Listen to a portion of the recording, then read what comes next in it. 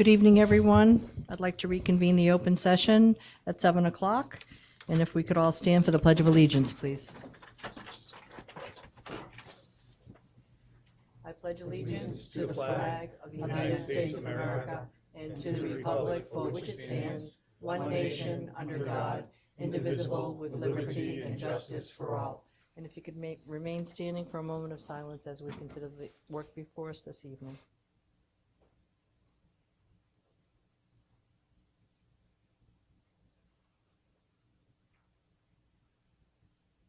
You may be seated. And Mr. Levis, if you could do the safety notification for the public, please. Sure. In case of an emergency, please enter the hall. There are exits to your left and to your right, and when you go out the exits, you can exit the building to your left or to your right. Thank you. Mr. Pearson, if you would do the honor of reading the mission statement for Coventry Public Schools, please. The Coventry Public Schools, with community partnerships, educate, inspire, and motivate students to be lifelong learners. Thank you. And just so the public knows, the school committee met for about 10 minutes before this meeting in executive session, and we approved the minutes of our executive session of 4/11/19. There was one vote taken. It was unanimous for those minutes. That being said, is there a vote to seal the minutes of the executive session? Madam Chair, I make a motion to approve the minutes of the executive session of 4/11/19. The vote was 5-0, which we already approved. Yes. Madam Chair, I make a motion that the records of the executive session be kept closed pursuant to sections 42-46-R and 42-46-5. I second the motion. All in favor? Aye. Chair votes aye, any opposed? The ayes have it, motion carries 5-0. And is there a motion to approve the minutes for the open meeting of 4/8 and 4/11? Madam Chair, I make a motion to approve the minutes of the open meetings of April 8th, 2019 and April 11th, 2019 as presented / amended. I second the motion. Any questions or concerns? Thank you. Hearing none, all in favor? Aye. Chair votes aye, any opposed? The ayes have it, motion carries 5-0. Moving on to personnel. Mr. Levis, did you want to speak to? Sure. I'd like to just acknowledge Liz Moore. Liz Moore has been an asset to Coventry Public Schools for 23 years. She began her career in Coventry during the 1996-1997 school year as a 3-hour kindergarten assistant at Washington Oak. In 1999, she worked her way up to a clerk at Coventry High School, and in 2003, she transferred to a clerical position in the ULSS office. During the 2003-2004 school year, she became the district's personnel clerk. Her last move was on September 18, 2008, when she became confidential accounting clerk at the physical plant, where she will remain until she retires in July 18 of 2019. Liz has been the go-to person at physical plant since she arrived there in 2008. Hearing her happy and welcoming voice when you call physical plant will be missed by all. Always remember, if someone asks how you are, the answer is Ducky. Congrats, Liz, and thank you for your service. Is there a motion? Madam Chair, I make a motion to approve the resignation of Elizabeth Moore, confidential accounting clerk at Fiscal Plant, effective July 18, 2019, for the purpose of retirement. I second the motion. Any other questions or concerns from the committee? Hearing none, all in favor? Aye. Chair votes aye, any opposed? The ayes have it, motion carries 5-0. And we would like to extend our warm wishes and hope she is very happy in her retirement. Moving on to Lori Reynolds. Did you want to speak to that? Just as stated. Is there a motion? Madam Chair, I make a motion to approve the resignation of Lori Reynolds, pre-kindergarten teacher assistant, AM class at Washington Oak Elementary School, effective June 14, 2019. I second the motion. Any questions from the committee? Seeing none, all in favor? Aye. Chair votes aye. Any opposed? The ayes have it. Motion carries 5-0. Moving on to certified leave of absence. Is there a motion? Madam Chair, I make a motion to approve a leave of absence for Tiffany Ryan, inclusion teacher at Washington Oak Elementary School from approximately July 6, 2019 to August 19, 2019. I second the motion. Any questions from the committee? Seeing none, all in favor? Aye. Chair votes aye. Any opposed? The ayes have it. Motion carries 5-0. Moving on to the public agenda, and so for the public that's here, the remainder items on our agenda are open to public discussion. If a motion is made before we call and actually take the vote, we will go to the public and ask them if they have any questions or concerns about that particular item. That being said, we're going to move to number 7, which is the IT presentation and discussion, which I believe is Dr. Burke. Did you want to speak about that at all? No, I just want to, I know Dr. Burke has some of her illustrious team here, and I don't know if you guys need any help with the technology here. I don't know. All right, That's good. thank you. Well, thank you. It's gonna crash. Having us present tonight. It's been a while since you've heard from IT, and it's nice to be able to share some of the work we've been doing and give you an update. I thought it would be a good idea, or we collectively discuss what we wanted to share, just to kind of review like what our work involves. Our reach is really extensive throughout the district in terms of managing a network, in terms of handling all of buildings, physical plant, Oak Haven, all of it we manage. It's all the users in the district, all of the students, all the staff, all the administration, the clerical, so our reach is quite extensive throughout the district. Especially with software installations and updates. I just wanted to paint that a little bit so you just understand any IT department is very instrumental in making sure things work. And that's exactly what we do. In addition to Aspen maintenance, management and special projects to move our SIS system forward. Give you another idea of some of our domain usage statistics. This is just in the Google domain. Obviously we use other resources, but in the Google domain alone in the 6-month period, we've had 4.5 million emails. This gives you an idea of the traffic that we are overseeing in our department. We average, as you can see, 4,250 to 4,500 active devices on a daily basis. So that's a lot of equipment that's being used throughout our district that we have to manage the traffic. In addition, there's an average of 675 daily active classrooms. These last few bullets speak to the way teaching and learning is changing in our district. A classroom is Google Classroom. It's an environment where teachers post assignments, where students can submit work. It's a platform for them to share information, or to communicate and to collaborate. So to have 675 daily active classrooms tells you that teaching and learning is changing in Coventry, that our initiative is making a difference. And that's just not middle and high school, it's also elementary. How many classrooms do we have?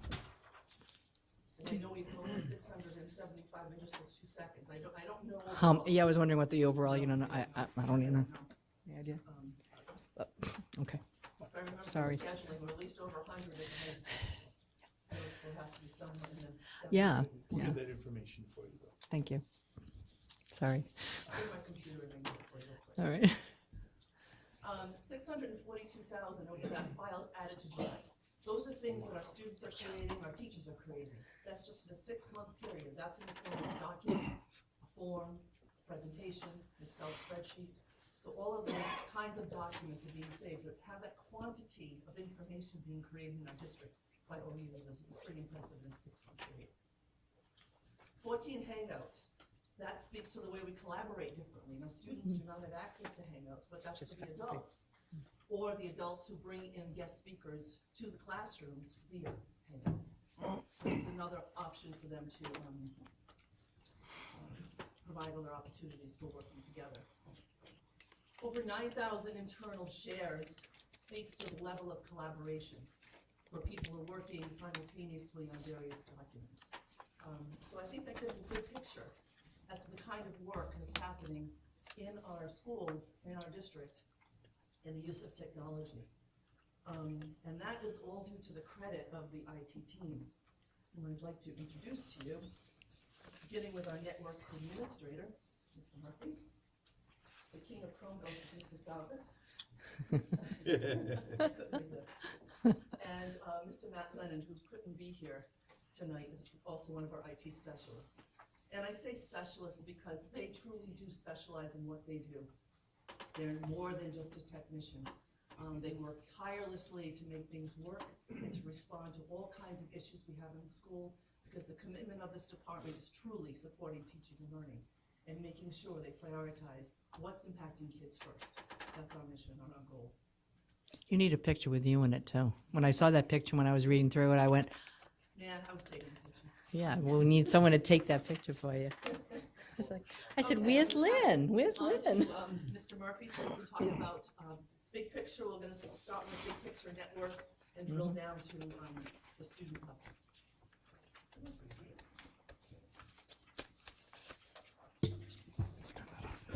All right, so I wanted to talk a little bit about the current infrastructure that we have at the schools. Whoops, I should probably switch a slide. So the two main components for the infrastructure are the Ethernet, the wired, hardwired network, and the Wi-Fi system we have. Some components of the Ethernet network that we have date all the way back to 1997. There was National Guard volunteered net days at the four older elementary schools. Strung the wires. So some of that wiring is pretty old. Our high school was put together mostly through our physical plant, a little at a time. And the middle school and Washington Oak were wired when those buildings were renovated and when Washington Oak was built. The switching equipment that controls the connectivity to all the computers and all the closets is of varying age. The high school has the most modern equipment, and that was purchased probably in 2007 or 2008, and it just gets a little bit older from there. Every room is capable of at least a 100 meg connection. Most of them are, especially at the high school, are a gigabit connection. We also, back in 2014, were a recipient of the RIDE Wireless Classroom Initiative Grant, and this provided wireless network to schools throughout the state. Coventry was the first to get their plan in. I'm not sure if we were the very first to get completed, but we were definitely among the first. We started planning this. I looked at all the dates on this. So our initial contact with company was in 4/27/2013, and we were already in the planning phases of this when we heard this grant was coming. So we've kind of been going on this for a while.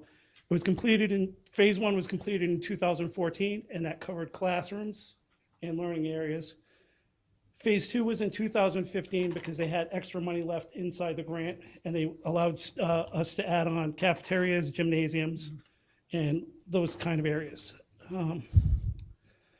We have 235 access points throughout the schools. They're controlled. Everything comes back to the high school into a physical appliance that's there that controls the configurations.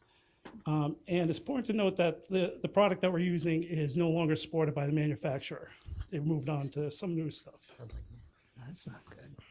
So, yes. So if you look at the diagram here, you'll see kind of a very simplified version of what our environment looks like. The cloud at the top is our internet connectivity. And you'll see the controller at the high school that controls the access points at the high school, but also controls the access points at all the elementary schools and the middle school. And what you can obviously see by this is if there's a power failure or a connectivity failure, a pole down, anything that affects the high school will take all the rest of the Wi-Fi system down across the district. Does not happen very often. But when it does happen, it's a fairly large impact. So we are talking about what we can do to move forward, what our next steps are. Certainly facing the budgetary constraints that we know all about. We'd like to start replacing the Wi-Fi system with newer devices. Our devices are currently what they would consider Wi-Fi 4. And Wi-Fi 6 devices are now coming out. Much faster, much more robust.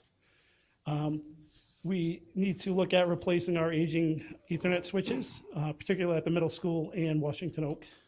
And we, at some point with our technology plan, need to look at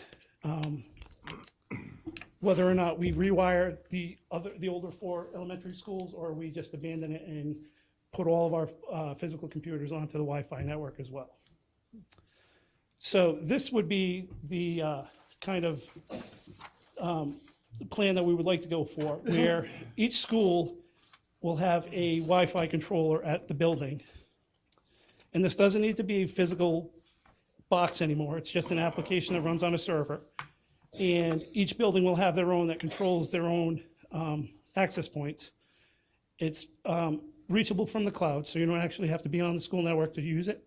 And if there's an outage at any one of the buildings, it doesn't affect all of the rest. So if the high school goes down, Western Coventry continue on like normal.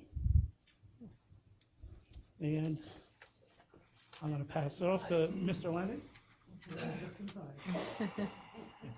Hi, good evening. Oh, So I take care of the building level support. This includes your computers, printers, projectors, smart boards, Chromebooks, general questions around the schools. I go to all 7 schools and take care of all this. Typically, it's done same day. Worst case, maybe 24, 48 hours, depending on the scenario. In addition to that, a couple other projects I have going on, replacing some of the aging in computing systems with Chromebooks, and migrating all the desktops in the district to Windows 10. So all this work is managed through our tech ticket system, Zendesk. We've been using this for about 3 years. It's been working out pretty good, easy to use. Replaced our old system, School Dude, which was a little complicated to use, expensive. People had to make a login and username for this. People hated it, so that had to go. So we started using Zendesk for all this. This will help us to prioritize tickets, tell us the history of tech issues in the classroom.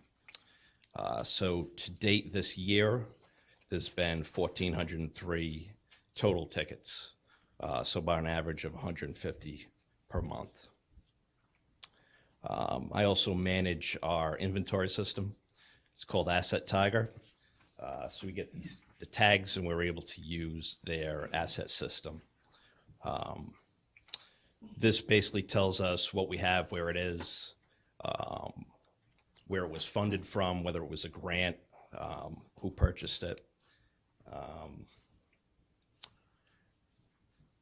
And basically everything gets tagged, and we know where it is. That's it. Thank you.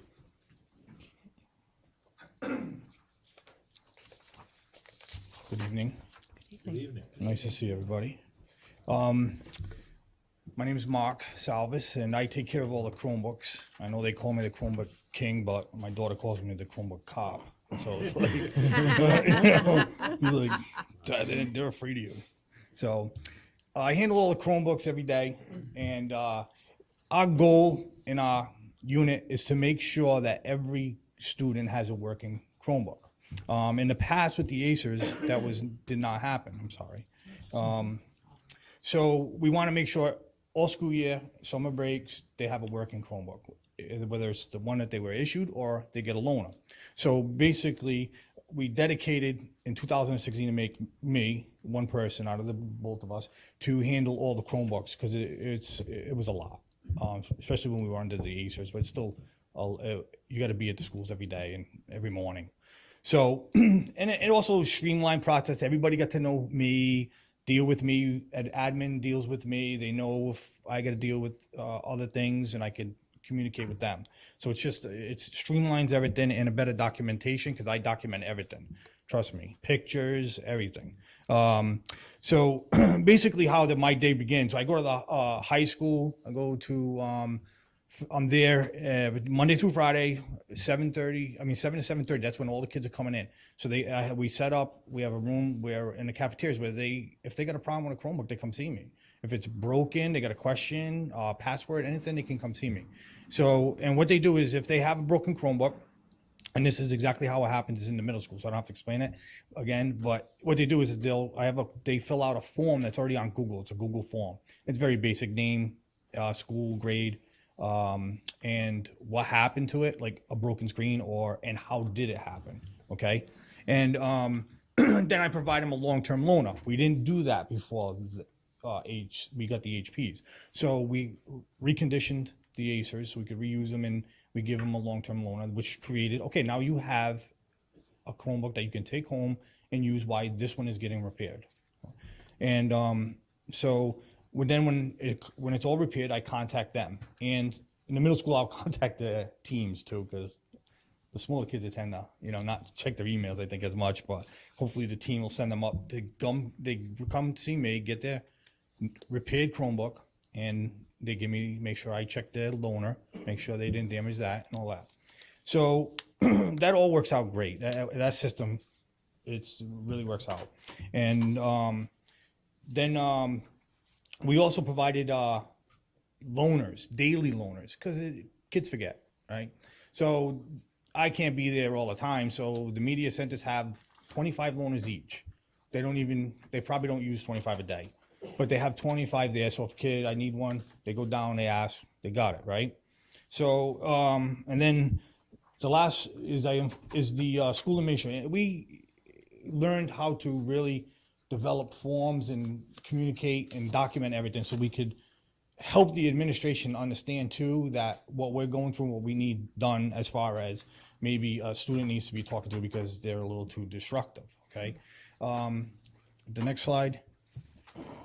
The ACER era. Well, that was 2014 to 2017. I've been here since then. I've been here since 2014. In the summer I started, and I remember when we handed them out, everything seemed to be going fine, but then all of a sudden, right?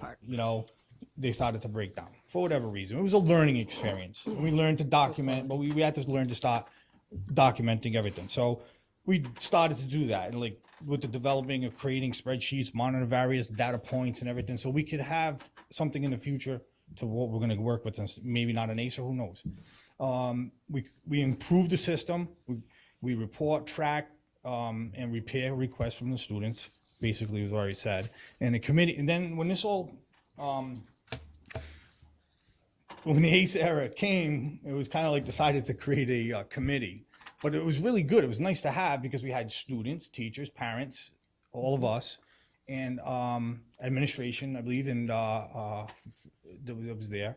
And we had asked, Dell, HP, a bunch of other different companies to say, okay, give us your Chromebooks. And I'm not going to go into financials because I don't know, that's what they handle. But we did what we did. The students were great. He was very good. I think he gave a presentation, right? Yeah. So, and the committee, that helped us out a lot, and that's how we came up with the HP. Right. So,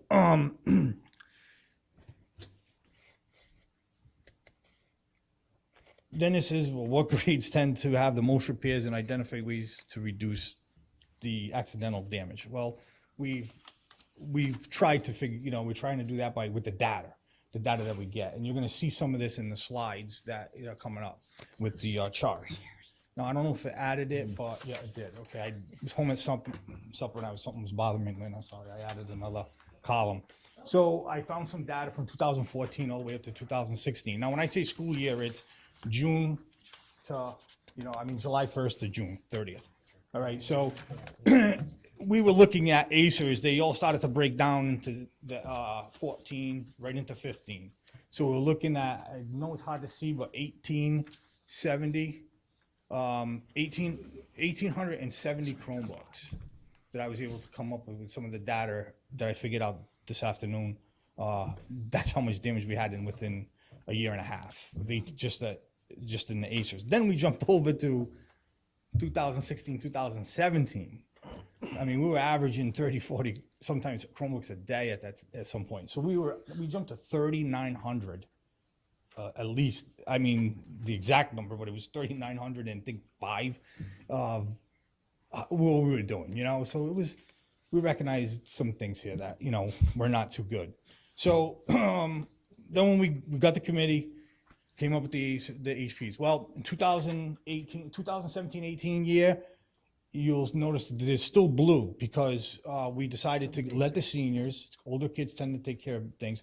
We let them keep their Acers so we could, we figured we'd get we'll get more out of it. And everything seemed fine. We looked at, they weren't really handing them in that much. So 6 through 11 got HPs.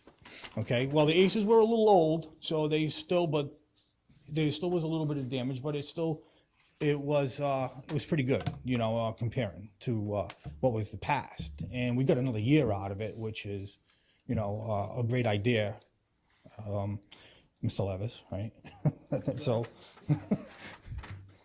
and 2018, 2019, we went right to the HPs. Look, it's self-explanatory, you know. They are lasting 2 years, the 2 year difference, they're better. They're strong. They tend to help us.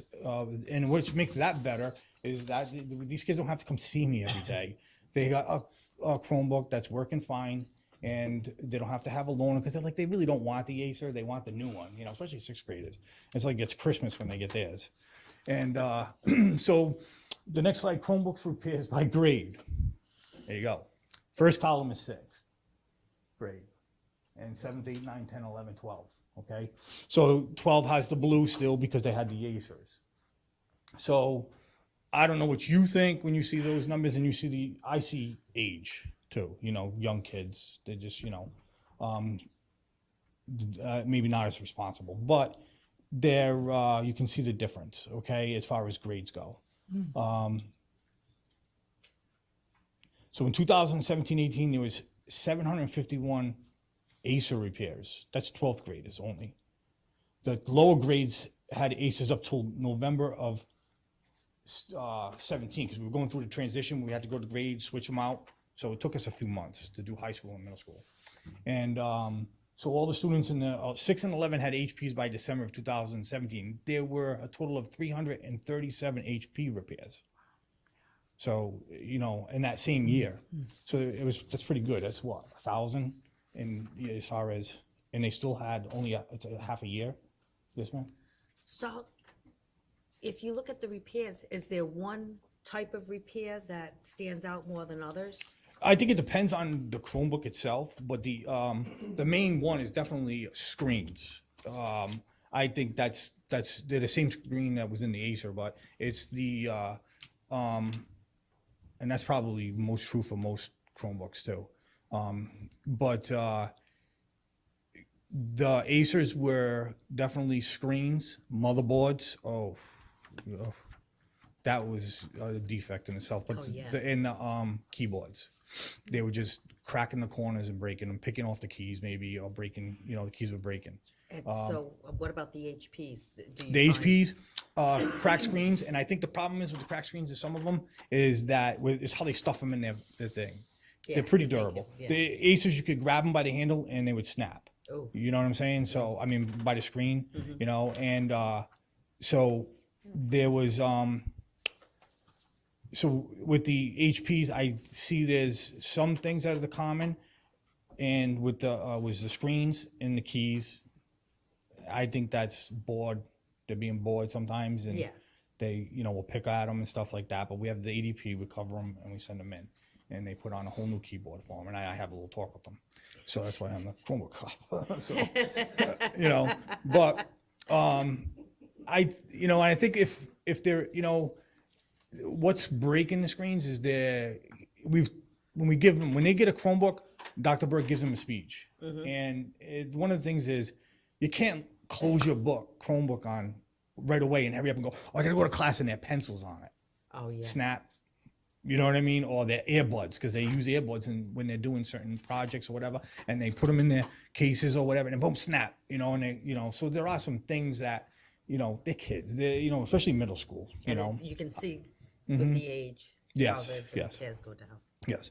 And so, and then 2000, so far this year, we've got, as you can see, a total of, with everybody from, and what do we have, 35 days, I don't know when I see 34 days, I see it on things in school, 447 students, repairs this year, from 6 to 12. So, and I think, and we haven't been too bad in the elementary schools, Matt, right, with the HPs at all. The ones on the car, elementary is great because they don't, they're not taking them home. They're here, they're there. They tend to last a lot longer. They're better. It works out well. So that's my presentation. I think it's significant. I mean, the data speaks for itself. Yeah. Just the new generation of Chromebooks and They perfected them. And I think two things. One is not only the new generation Chromebooks, but the efficiency of our technicians, our technology department. So, obviously there's less to repair, but we're making sure, because there were a lot of concerns early on. We had a lot of breakage, and you guys heard complaints, and those complaints are gone. Now we're ensuring students have what they need. And we're able to do the other work. I mean, that Mr. Murphy talked about. There's a lot of other work that we need to do in the district. Like everything, things have, we have great people, just like in facilities, keep things moving, going ahead. But we have some major upgrades that we need to do over the next few years. So I just think that, you guys have done a great job putting the systems in place. And I think the data speaks for itself in terms of this generation of Chromebook compared to the others. And just so you know, as far as summer break and everything and breaks, they can still bring their Chromebook to get repaired. They got to drop it off at the middle school. So during the summer, I mean, we're trying to do things, but I got a table, like a table stacked, 10 high or whatever, all over that I got to fix. And we still got them in coming in the summer. That's not HPs now. That was the Acers. But just so you know that they still can come to us in the summertime, drop them off, we contact them, and to come pick it up back at the middle school. So you know. They don't have to wait until, because we don't want, a bunch showing up in September. We'd rather do it then if we can, so. All right, Some of the repairs, can you make some of the repairs yourself, Matt? Mark? Matt? I thought it was, That's, sorry. that's Matt. common. That's very, very Sorry. common. She calls us M&M, like, it's like, Sorry, I'm sorry. No, that's common, that's common. Yeah, I was just asking I'm the about good looking one, so I don't know how they So- get that confused. So do you have to buy parts and do it Not yourself? anymore. Or no? No, Oh. not anymore. So- We have an ADP plan, if you want to explain that. The ADP plan, which is Yep. an accidental damage protection plan. So So HP. we have a thing with HP that I communicate with kinda them, goes and we got to go through a whole thing. And that's why they require certain things, photos. They want to see what the damage is, stuff like that. So, but with the Acers, no, we were buying the things under the insurance plan, so we were fixing them in house, which was taking longer.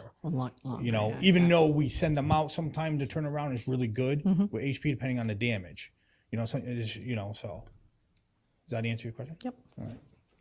I have a quick question on the screens. Is there any better protector that we could be using, or something that would prevent some of the screen damage? That we Well, have going on, or- and as Mr. Levis was saying, since 2014, like it came out, Acer was jumped on. Everybody was using West Warwick. I know a guy from West Warwick, and they were having the same problems. So everybody's saying, okay, something's wrong here, right? So HP, the guy came in his office and threw it, and so it's like, they got to find it. Why, I don't know why they haven't found it. They know that the reason they're seeing the damage. I don't know what we can do if they can't figure it out either. So I can't really give you an answer to that, because they're the ones that are building it, and I haven't found one. I don't know, Jim, if we found one I that's. can speak a little to that. So after the first generation of Chromebook, all of the manufacturers kind of really responded by realizing that their Beefing them up. devices need to be a little bit more rugged.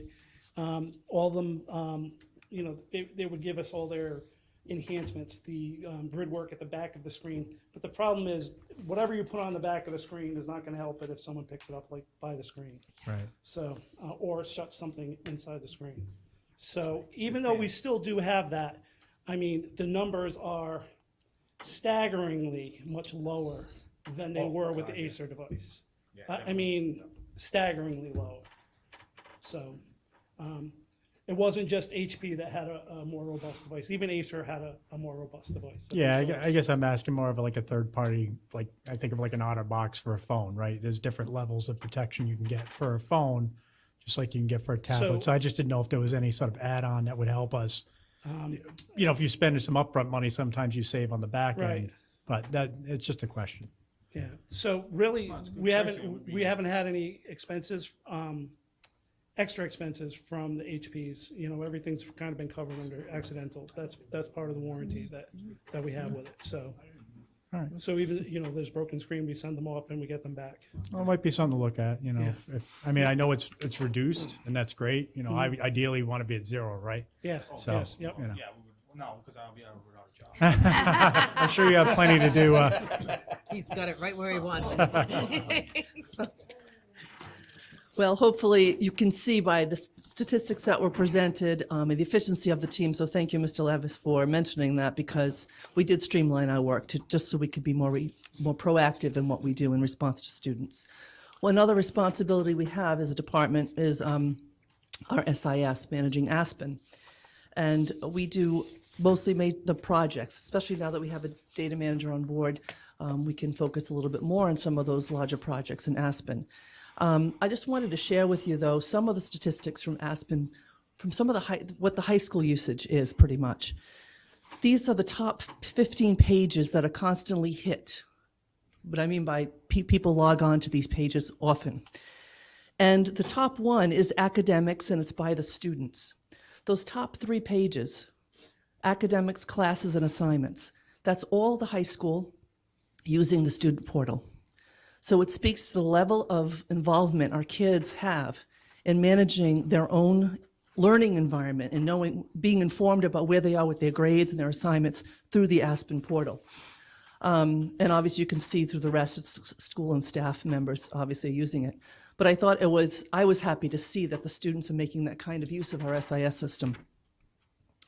And just another version of that, but that's just the high school students. And our goal is to make this K-12, well, actually bring it down for the parents anyway, down to the elementary. We've been working towards that goal. The last stats from Aspen I wanted to share talks about the family access, because the need is there, the desire is there, and these numbers certainly support that. On the far right-hand side, when it says number of contacts, the contacts are hitting that page. There's over 8,000 hits, right for the students, looking at the student schedule, looking at transcript data, all from the high school. So this is parents interacting with our SIS. That's what this data represents. And the kind of things they are looking at and looking for. And some of the students are actually looking at that as well. So as a department, our next steps, as my colleagues also mentioned some of these things, but just to reiterate, we do plan to distribute the additional Acer devices that we have down to the elementary schools, just so they have more access to technology in the younger grades. We're also going to replace the Acer loaner fleet that's available at the middle school and the high school with new HPs. When we did the whole HP contract, I was able to negotiate a little bit and get some for nothing. I'm very good at begging like that. But through that negotiation, we did get some extra devices.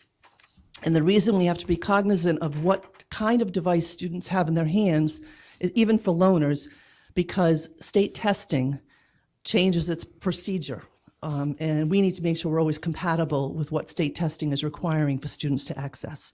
Their app has to work on our devices. And we are hearing that the Acer is probably going to be at the end of that life, being able to support state testing, but that doesn't mean the Acer can't be used for other learning activities in schools. So as we do with all of our resources, we really try to maximize use until they're just ready to be thrown away. So that's our plan for doing that, and that will happen over the summer. We continue to work on our technology plan. We have work to do with that, especially as we're talking about the access points and what we have to do in the schools. We are working on providing Aspen training for our new data manager, in addition to other administrators, so we can increase use of Aspen with various reporting. Our building administrators, we've had changeover since we've adopted Aspen as our SIS, so it's important to have some training, formal training for people. And then, believe it or not, we're going to start talking about our third cycle of Chromebooks. Next year, we have to start that planning for our third implementation, because next year is our third year with the HP. It's unbelievable. So that's a glimpse into the technology department. So thank you very much. Thank you. I have a technical question that's, I don't know who can answer this, and it's probably going to sound really stupid. But I'm trying to wrap my head around where our internet comes from. So I assume we have something on a tower somewhere for wireless, and that we take care of it ourselves. So we're not like when I'm at home, I have to pay Verizon for my internet. The same for us. And so what do we do? Right, so our ISP is a company called Ocean. Okay. They service almost all the schools in Rhode was Island. wondering. Yes, so we're sort of in the same boat. We do qualify for E-rate for that connectivity, which reimburses us for half of the amount that we pay for it. And hopefully that'll continue. There's no indications that it'll stop, so. Now, is that like a federal E-rate? E-rate, yes, yes. It's federal, right? And Yes. so, because we did change our coventry's.net address or whatever, weren't we like through the Department of Ed originally or something? I don't know.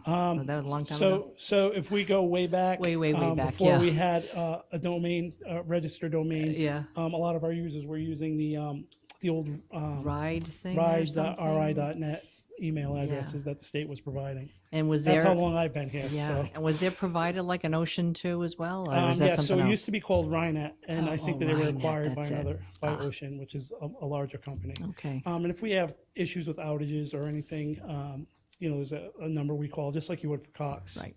Okay, so you call them when things happen. And Okay. Ocean, we benefit because they also manage all the medical facilities in the state too. Oh, they do. So, So they have to- every- they have all to the kinds of have their act security together. That they test and whatnot, we benefit from some of those things too. So they do all K-12, the universities.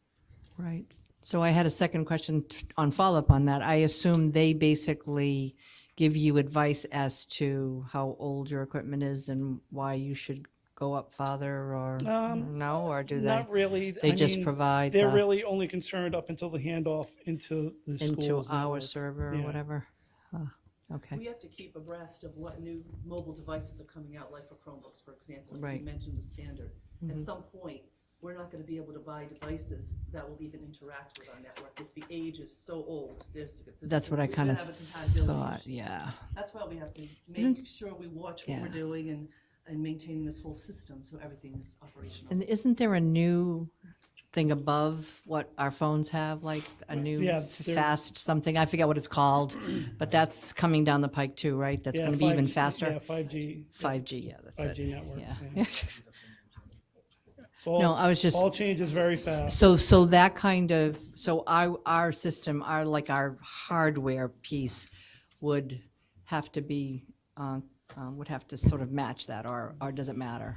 Well, no, it's sort of separate, but the actual piece of equipment right at the, that connects directly from us to Ocean that's Ocean's equipment. So if that has a failure or anything like that, they cover the replacement and the service on that Okay, stuff. all right, just curious, all right. I did have a. Any other questions? Yeah, I Sorry. did have a question. Well, I met with Verizon. They said 5G is a ways off, so you don't have to Yeah, worry because they yeah, said yeah. they're having problems with the signals and trying to get, where the antennas are and whatnot. But a couple of questions. One is, are we coordinating with physical plant on sort of smart systems for the building? So thermostats, lighting, other things like that, where, if we were to eventually get capital improvements, are we I identifying work where with that can be Jason used? all the time Yeah. on that kind of stuff. If something like that were to come across his desk, we definitely would work together on that. I can't say that we're working on anything like that currently. The systems that control the heat and air conditioning at the middle school and at Washington Oak are computerized, and we work I work with them to make sure that the heating mechanic is able to access those systems from not right there in the building and that kind of stuff. So, for monitoring and You know, if you can save the trip to go and, you know, check on something, and it's something you don't need to be there to actually physically do something, it just makes it more efficient.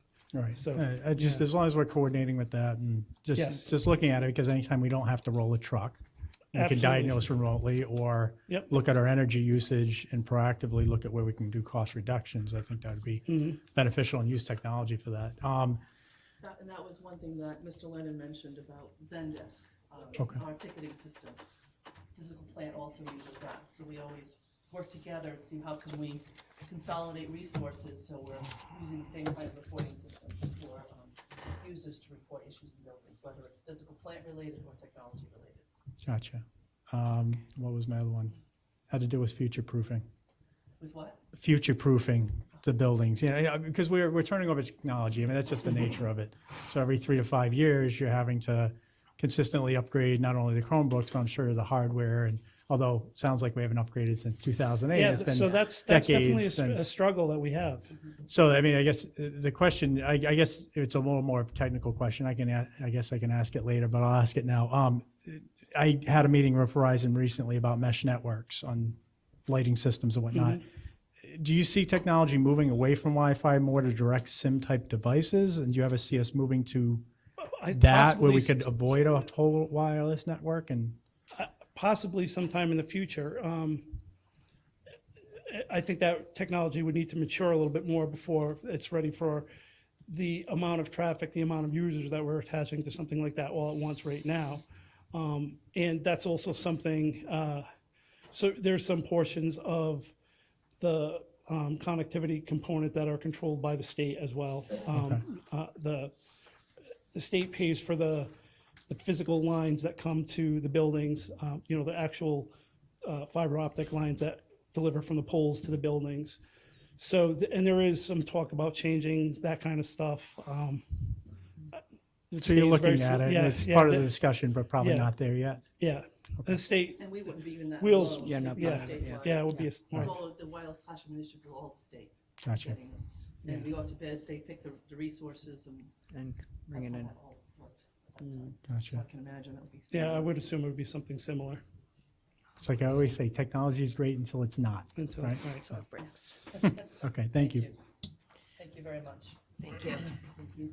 James, we have some more questions down the line. I know I'm James has sorry. one. More down Sorry. the line, of course. Yeah. Well, yeah, the good news with technology changes quickly, infrastructure doesn't, so we have a few more years. Although the Wi-Fi thing is interesting, if we have to upgrade our Wi-Fi systems, the new Wi-Fi has you know this already, faster, shorter range, so Right. it's something we got to Yep. worry about. But that's not my question. My question is regarding phase 3 of Chromebooks. Are we putting together another committee to start, looking at Next year we will. new options next year? Excellent. All right, looking forward to That's always. that seeing was them so come back to successful. us with, yeah. Absolutely, and I'd rather have, like, the student and the parents, they really were instrumental in owning that, and they will come, that committee. And will come it to was you. really nice that so all the vendors really kind of competed against one another, you know, as it should Even be. for pricing, yeah. You know. Very good. Thank you. Thank you. I have one other question Sure. too.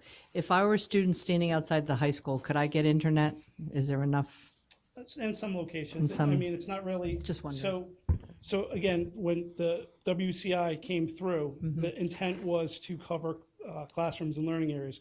So, I mean, this was a year-long process for us to provide our proposals and get bids. And it was literally a year from when we engaged them to when work started. And it was to cover classroom areas. So we went through and actually had to draw on the maps, this is a classroom, this is an office, this is a classroom. And in many cases, the offices were not covered and things like that. And we were able to clean a little bit of that up in the second phase. But certainly none of the outside areas, they weren't covering any of that, so. So my final question is, I know that originally when we discussed the one-on-one devices, et cetera, there was a concern that some families couldn't afford internet. So do you get any of that? Do you hear anything about that from students, or are most kids in coverage, or when they take their Chromebooks home, they're able to connect? I don't hear much of it. I think would hear if there was a Yeah, problem. occasionally I'll hear something. Cox does have some programs for More low-income reasonable. families where the connectivity is pretty low at home. Yeah. You know, with, I don't know what the process is all about, so. It's probably not very speedy, but yeah. And we pass that on to our building administrators, so we work together in informing parents what their options are. Right. I have one last question. Sorry. I don't know, I know, I don't know a lot about apps because I don't have a Chromebook. Well, I have a Chromebook, but I don't use one at work. I have one that runs on, software, basically different than apps. How often do you find corruption, or is there such a thing? I know I have apps on my phone, but I'm not really a huge phone person either. So is there ever corruption on apps, or, do kids ultimately have something happen to their Chromebook that makes it go haywire, like their Google that they search with or whatever? Well, we have software programs that help us manage those apps. Oh, and okay. The apps that, we have to vet those apps, so the teachers. Yeah. When we first started this process, we made it wide open. Right.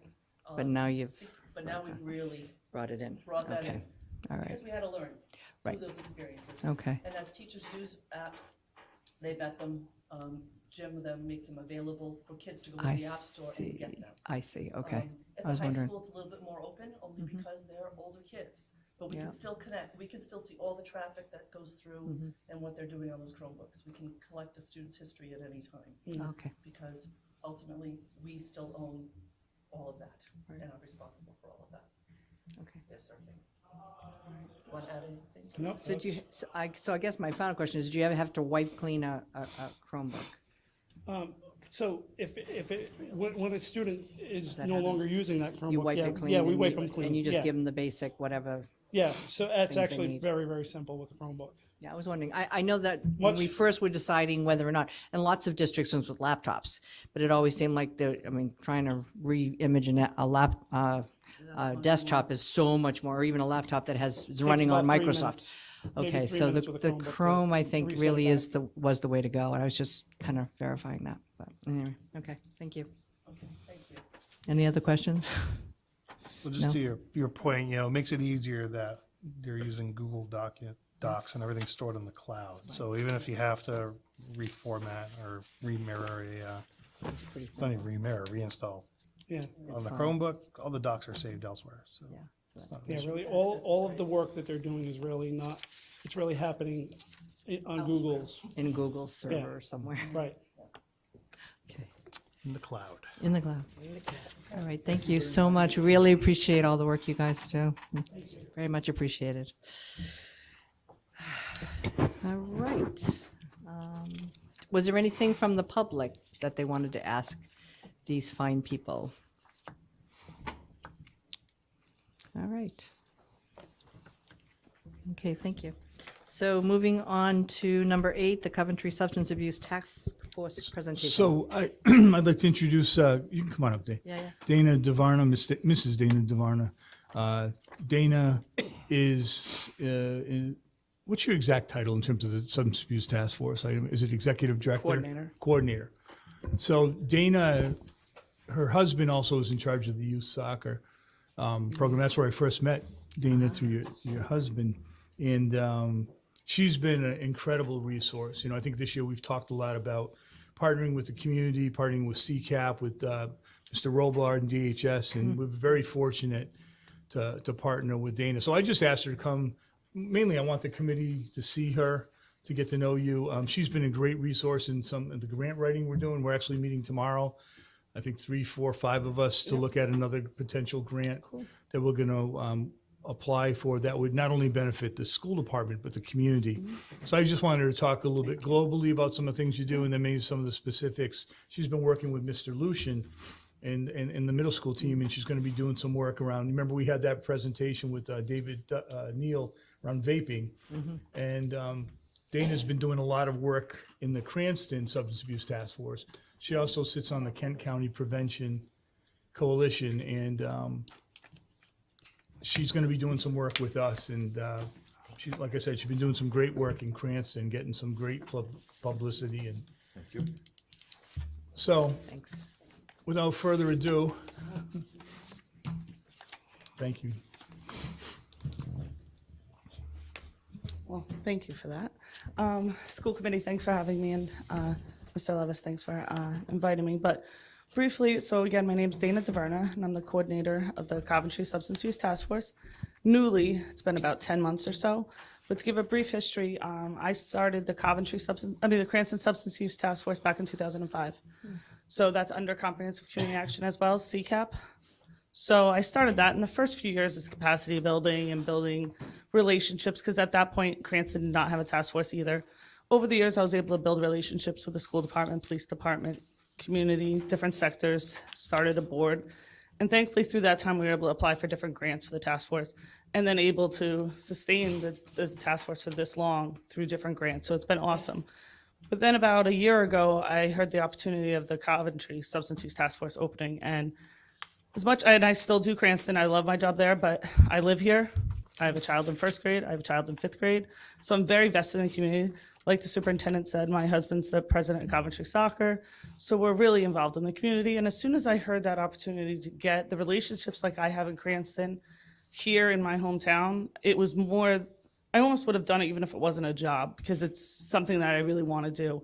I want to know where my child goes to school, and more than just seeing my teacher and the principal on back to school night and things like that. I just really wanted to be vested in it. And I love working with the kids. I do focus groups probably on a monthly basis at my schools. That's how I find out everything that's going on in the school department. I haven't done any yet in Coventry. I'm still just trying to build my relationships, which I'll get into in a minute. But there's things that I could go up into a classroom and just teach, and it doesn't come across the same way as unless kids do it sometimes. It's just their ownership. They get involved in it. So I did a lot of focus groups on vaping, because that's our hot topic right now that is going across the state. So last year I did, I think it was in June, and we did a vaping focus group to find out kind of what was going on. And I was floored by what the kids were saying. These were high school kids. We had athletes, we have honor students, we had in-school suspension kids that came in. And they were all just telling me all these things about how they were doing in the bathroom and classrooms, all these things. And I was just, like I said, my kids are young. I was unaware of this. One of the kids actually said to me why there was a toilet in their vape room. And I was like, what? It took me a second to wrap my head around it, but that's what they're looking at their bathrooms as right now, is a vape room. So they just go in and vape, and not as a bathroom. So I was just like, okay, this is really a problem. So I got a statewide federal grant for Cranston, so I was able to hire someone, and we started this presentation where we went into 8th grade classes, right into the phys ed classes, and started teaching them about vaping. And they have no fault of their own. I think they're mostly uneducated on that it's not a safer alternative than smoking. In some of your folders, I have some information that we actually give out to parents, but after going through all that, we realized 8th grade is too late. Unfortunately, we need to get into like 6th grade more to do it. So that's one thing we're doing, and I'll get into the superintendent's relationship later, but that's something that we're going to go into Coventry and start doing, because it's well needed. In Cranston, we were able to do all the phys ed teachers, all the nurses. I'm doing all Cranston East next Monday, all the staff, because the staff, they're, again, no fault of their own. They're just not, they didn't know sometimes the smell, that it smells sweet. So they might walk by a bathroom and think that a kid's spraying Bath and Body Works spray, but it really is them vaping in the bathroom. So it's happening so fast that it's hard for me to keep up, and this is my job, let alone a teacher that has 5 other jobs. They're just unaware. So we're trying to work on education, but I mean, every year it might be a different topic. So basically now in Coventry, I'm here to help Coventry in any ways to prevent underage drinking, drug use, marijuana, opioids, anything that kind of comes into play in those. So like I said, it's been 10 months, but this community has been nothing but amazing to start with. Like, I have a relationship with Bob Robillard through the Department of Human Services. We've done 1 youth mental health first aid training and 1 adult, where he's gotten different sectors from school, police, library, housing authority, parks and rec, all coming together just on this. And it's a 2-day training that they've had to go to. And it's been well received. We actually are planning to try to do them quarterly, just so some of our the people that work in the community can be aware of this. I contacted the police department. Again, it's been an awesome relationship in that aspect between the colonel, and I work closely with one of the captains. We funded compliance checks to go out through the community to do underage drinking and underage tobacco sales to see how they're going. So we actually had 2 that just failed this past week. We also can fund something called party patrols, so we can kind of have an extra officer go out on the weekends to kind of monitor But then in Coventry, I mean, I'm not trying to be naive, but that just wasn't as much of an issue that we were seeing to go to house parties. So we actually funded boating patrols on Johnson's Pond over the summer to try to monitor that more, which was one of the first in the state to do something like that. But I'm like, not that people aren't going to house parties, don't get me wrong. We'll do more around graduation, but that's more like a social host issue, like with parents drinking. But their kids aren't really house partying as much anymore, like while their parents are away. So another focus group, I asked the kids where they're drinking. I'm like, house parties. They all looked at me like I was stupid. And I'm like, well, they're like Airbnb. I'm like, excuse me? And they're like, yeah, the 18-year-old will go to West Greenwich. And this is Cranston, typically. Rent a house in the middle of nowhere. The 18-year-old, they'll move all the furniture, take pictures of the first floor, move all the furniture out, move it into the basement, and then have an open floor plan for a party. And I'm like, oh my God. Like, it's kind of ingenious in their aspect, but I'm like, how, again, on my aspect, how incredibly dangerous that is for them. Because now only a few might be sleeping over, now they're driving home from West Greenwich. And everyone, some parents are like, well, how are they doing that? I'm like, a lot of times you just sign up online, you get the keypad code, you go, you don't even meet the owner. And the kids know all this. So I was floored by that. But again, that's not something I would have ever thought of. So it's these focus groups that are giving me that information. From what I understand, it's happening throughout the state. So I don't think it's just that area. And then finally, my relationship with the superintendent has been nothing but amazing. I have counterparts throughout the state that after years still can't get in touch with their school committee, their superintendent, anything. And they would be completely jealous of how quickly I was able to have this relationship with them. It was one cold email that I just emailed them. Hi, I'm Dana. Reply back in a few hours. We've met countless times. We've written grants together. We've done so much together already that it's made this job so much easier. And I very much appreciate all that. So like I said, I am here to do whatever, if there's an issue that the school department thinks is coming up, you want speakers to come to school, I can help fund those, bring those to the school. I'm trying to work a lot with parents on education on the vaping right now. But our biggest problem is how to get parents to come to a training or to a forum or whatever you want to call it. They won't come. So we're trying to figure out other ways. So one of the things that we're doing is when a child gets caught vaping at school, we're going to put together some of the stuff that's in your folders just to give to the parents, just so they're aware. Because again, they might think it's a safe route. They might not understand that. They might just be happy they're not smoking. So we just want to kind of educate them that it's not safer. And my daughter is in first grade, and I've also worked closely with Mr. Cowart. But my daughter's in first grade and came home one day talking all about how bad smoking was. And like she sees smokers now, it's kind of embarrassing. She'll like hold her breath and call them out, and it's like this 50-year-old man, and I'm like, come on. But I said to her, I go, have you heard of vaping? And she's like, no. So I said, that's something I talked to a superintendent, and I talked to Mr. Cowart about, is just trying to put together one little piece. So when they talk about smoking, vaping is right hand in hand. So it's just smoking and vaping are bad. Because we ask any focus group I do or any presentation I do, we ask them would anyone here smoke a cigarette? They're utmost disgusted by cigarettes, but they don't see vaping as a problem. But so if we can teach the vaping is as bad with tobacco at a younger age, I think it might help in the future. But yeah. I'm open to any kind of suggestions or anything that you guys think that the school department needs, the community needs. You know, if I don't have it, I'll find the resources to get it for you. But hopefully soon we're going to hopefully have our first board meeting.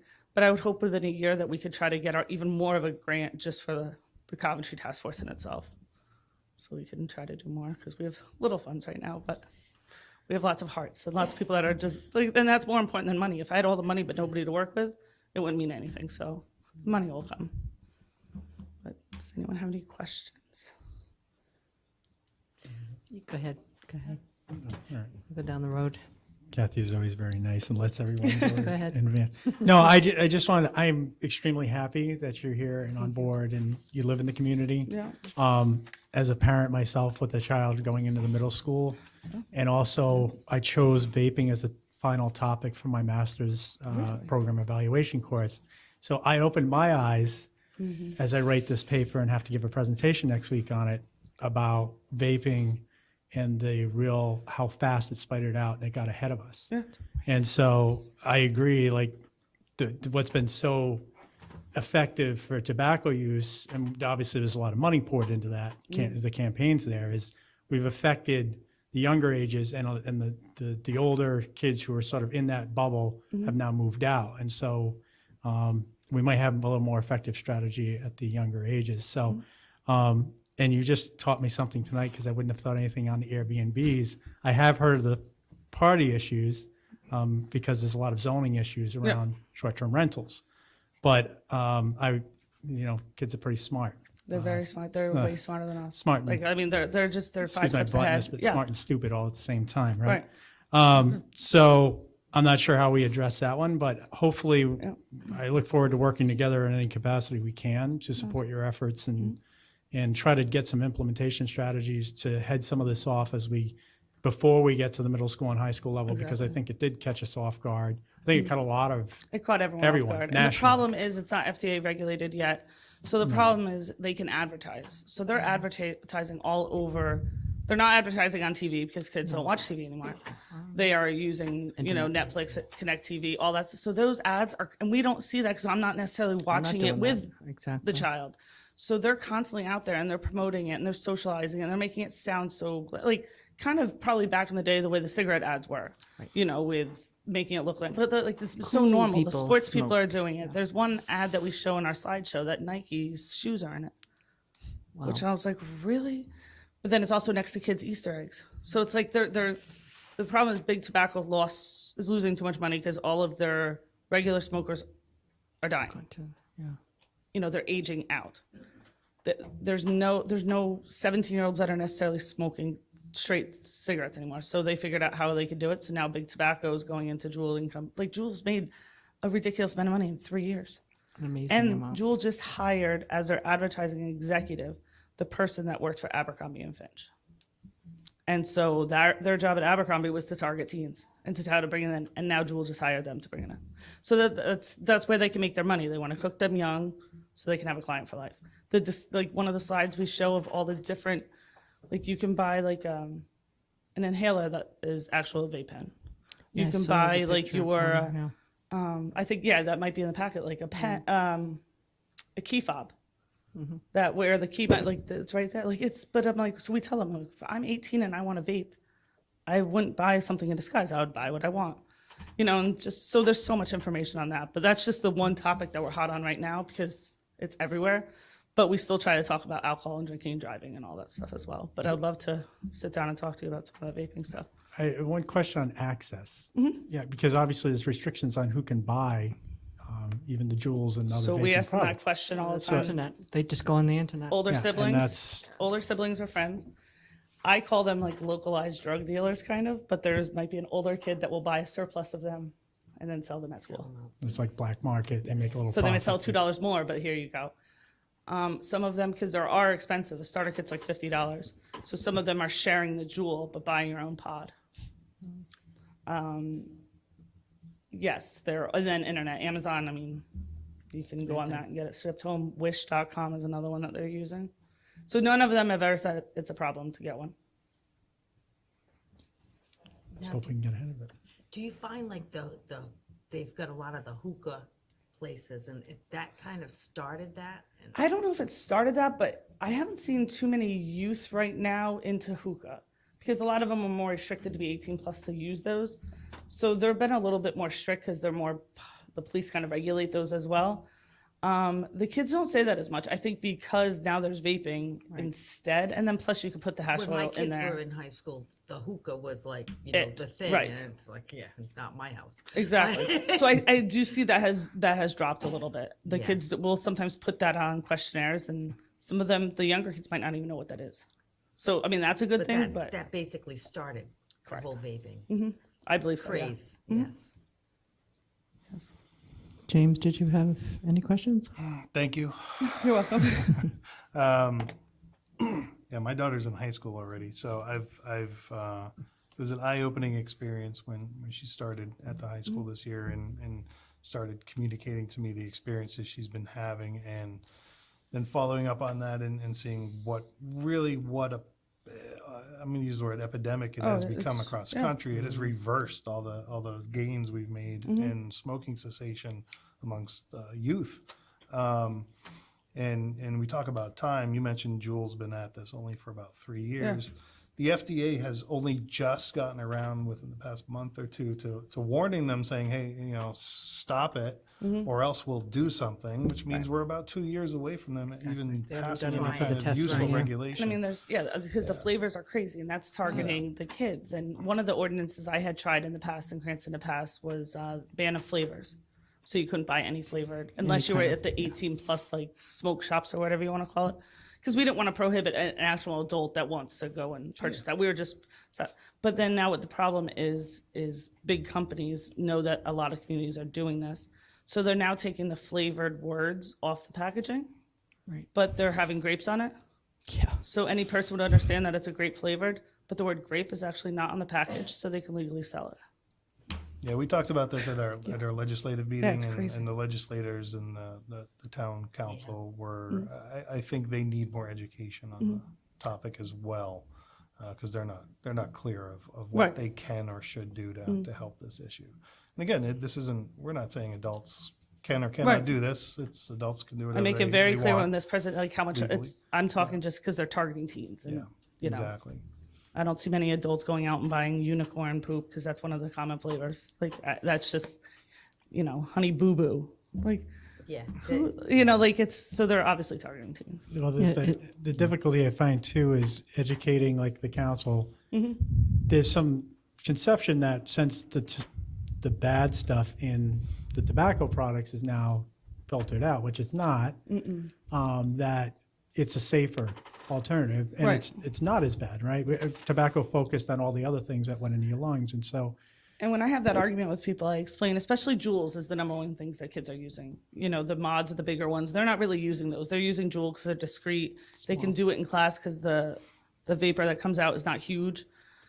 But that has 5 times the amount of a cigarette. So it's equivalent to over a pack of cigarettes. So there's 200 hits, if you call it, in one pod. Kids can go through that one night because they're sitting in their bedroom, Netflix, just doing that all night. To smoke a pack of cigarettes, an adult now would have to physically walk out. It's a whole process. They don't have that process anymore. And you can't fluctuate the amount of nicotine in your pod. So when they say it's a smoking cessation, Juul is not, because you can't wean down. An actual, say like a regular vaping pen that's not a Juul, you go to a vape shop, you can buy nicotine oil and go from like 7 and then go down to 6 and then go down to 5. So that's a true, if you wanted to call it smoking, but the kids are using it and going up as opposed to going down. But the Juuls that everyone's talking about, you can't regulate that. So they got in trouble for that, to call Juuls smoking cessation devices, because it can't be. I guess to finish that thought, I was going in the direction of, it's not just a health issue, it's a school management issue. And that's what I found when I visited a high school. It's disruptive. I mean, it is taking kids out of classrooms. It is putting tax on our staff. And I think that's what council and our legislators need to understand. It's, the health aspect is very important, don't get me wrong, but is becoming a disruptor to our schools.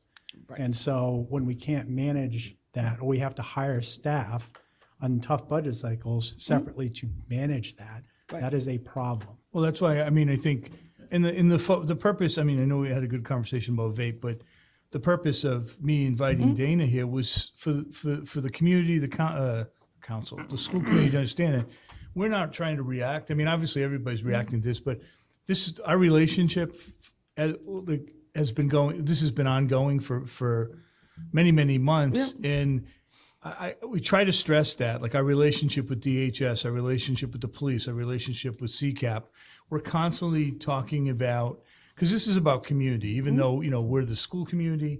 The solution isn't going to be, like I said, we have some other things that Dana's offered, has funds, and we're going to do some other things to try to get ahead of some of this in terms of maybe our bathrooms and things like that she's supporting us. But it's really about the partnership, that we're not just trying to react, we're trying to be proactive. Tomorrow we're talking about 2 or 3 different possibilities in terms of grants. There's other funds that are available that we've talked about. Part of the Kent County Prevention Coalition is that this is a community, this is a society issue. It's not a school issue. We deal with it. And so we had that presentation, and there were 14 people there, and 6 of them were from the school, right? Whether it's school committee members, administrators. So we have to figure a way that we're going to use this information and use our resources to leverage families. Because the only way we're going to resolve this is if, you know, like we were talking about, you know, certain, like you wouldn't let your kids do certain things, or we're going to get involved. And we realize everybody's life is different, but this cannot just become a school issue. You know, just like with opioids, like we have the program 7 Challenges. We have a preventative, a treatment program, basically, an intervention program for substance abuse in our middle school and in our high school because of our partnerships. So, you know, I wanted the community to see that, you know, we recognize that this, you know, social emotional is also preventative. We're addressing kids' needs, the social emotional needs. Maybe that will keep them from using substances or getting into this. So those are the conversations we have on an ongoing basis. And I think it's important for the committee and the community to know that, you know, because you may get a complaint, they're not doing anything. Well, we are. We may not have come up with a solution yet, but we're constantly aware. And you know, you've heard Dana's a wealth of knowledge. We're going to be bringing her in, and again, connecting her to our administrators, to our leadership, and you know, she's open to do whatever she can do. And what, you know, I think what a great resource that you are. And I wanted to bring that forward because I think you deserve the recognition, and I appreciate it very much. Thank you. Yeah, and like with with the schools, like we tried to get together a SAD program. Like we, you know, whatever we can do in the community to make it as a better and to make, you know, the kids be a part of something. You know, we're open to. Yeah, any and you've been suggestions. fantastic. So again, like I said, my main focus was I just want the community to be aware that this is another community member that is invested in this community as a parent, and you know, is doing wonderful work. But it's a great resource, you know. And again, all this that we're doing, if we're searching for funds, we're looking for outside funding sources. So I think, you know, we're in budget season. We hear all taxpayer. This is what's going on in your community. This is what's going on in your school community. These type of relationships to improve the quality of life of our students and families. Yeah. So. Yeah, I just wanted to bring up one thing. I just read recently that there have been several incidences where young adults have vaped and had seizures because and they're not exactly sure why. Part of it's probably that they get so much nicotine going to their brain. And I think that, you know, from our standpoint of view, I think we have been, as the FDA has to start testing. It's sort of like the whole cigarette issue. Everybody said, you know, well, you know, it's not a good habit, blah, blah, blah. It wasn't until the testing was done that people actually believed it. And until they have good data that says, you know, this is what comes off of a vape.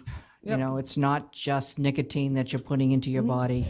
And some of the products that they're making in other countries, we have no idea what is being put into these kids' bodies.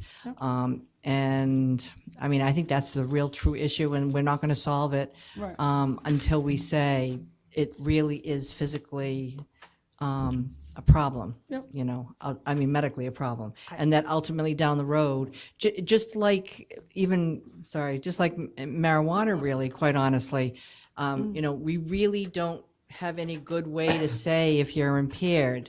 A police department can't, you know, give someone a breath analyzer and say, okay, you are now impaired too much to be in a car. It's the same kind of thing. I wouldn't want to be jacked up on nicotine, quite frankly. I think it would probably blow my head off, quite honestly.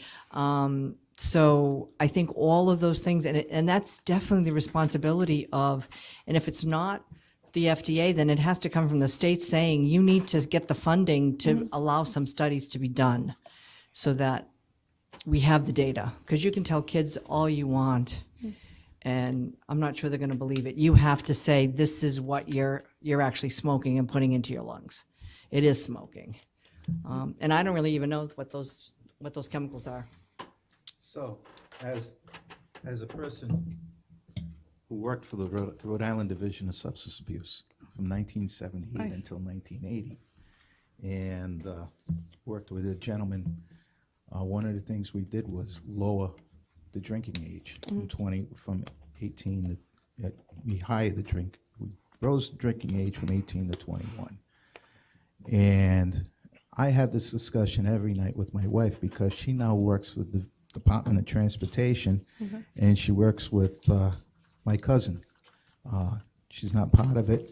She's not part of the Division of Highway Safety, but she works with Gail Abadi.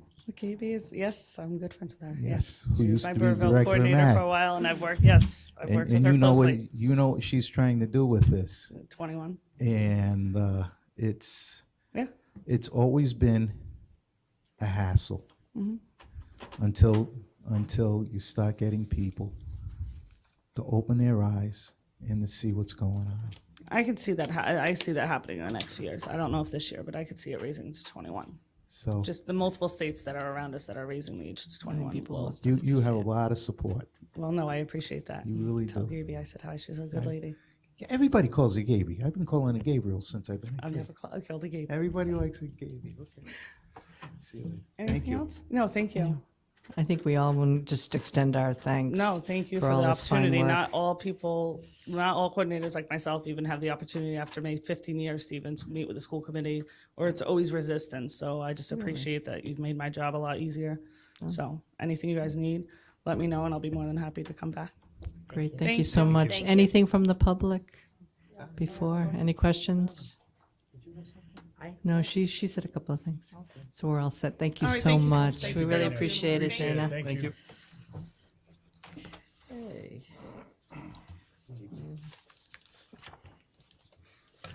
All right, what's next? Next is the policy. See, part of the problem with betting on how Not good anymore.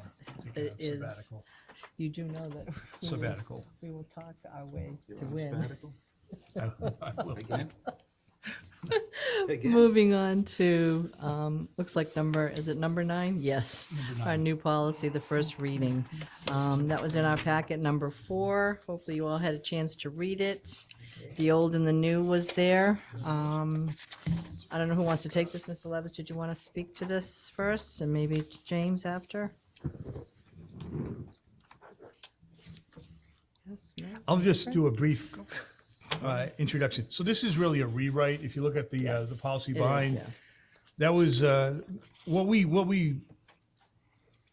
decided that we thought that we really needed and brought forward was really around new hires. Like when somebody's coming to Coventry, what is a fair range for starting?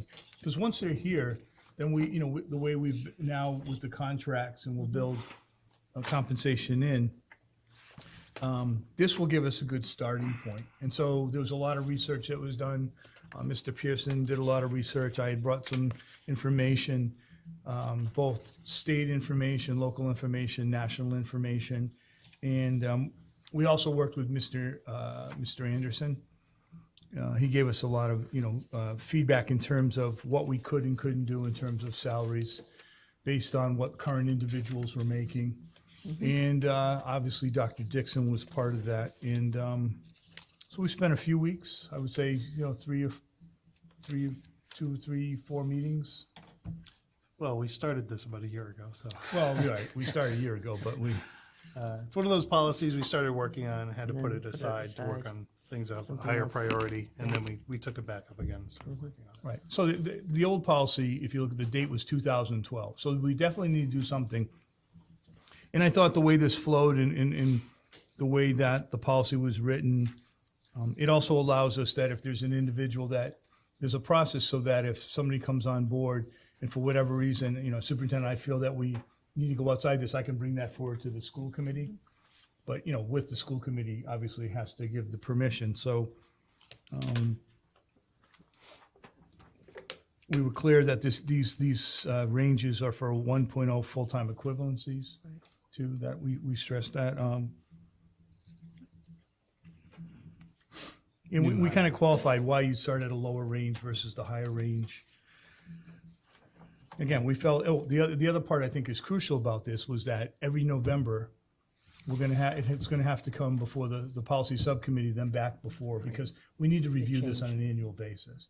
And that's been the problem in the past. And again, we tried to focus this on, if you look at just the title, Certified, Non-Certified Administrators Compensation Schedule for New Hires.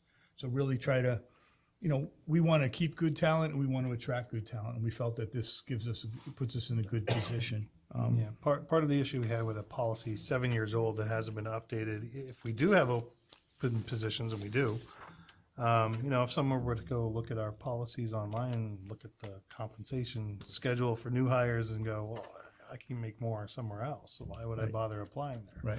Right. It could be a deterrent for attracting new talent, and we want to make sure that we review this annually, if possible, to make sure it's current and up to date. And we're really putting the stake in the ground of what the starting salaries are for these administrative positions.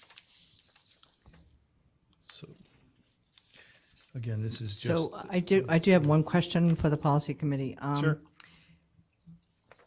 The old policy speaks to much broader. It's not just the starting. So are you guys thinking of doing another policy for how you would go about the people that are already here, or and make that Yeah, work in some we way? talked about evaluation, right? Retooling, because right now the evaluation, it's not really a policy, but the evaluation instrument for building administrators was approved by the school committee. Now, remember, when we developed the new contracts, we amended that old policy. That was the piece about being compensated either $1,000 if your rating was a 3 and $1,500 if your evaluation was a 4. We decided that all compensation now is going to be put right into the contract. So we talked about looking at an evaluation policy. I think that's what we talked about. So that might Yes. take into consideration what you were saying, but so that would be separate.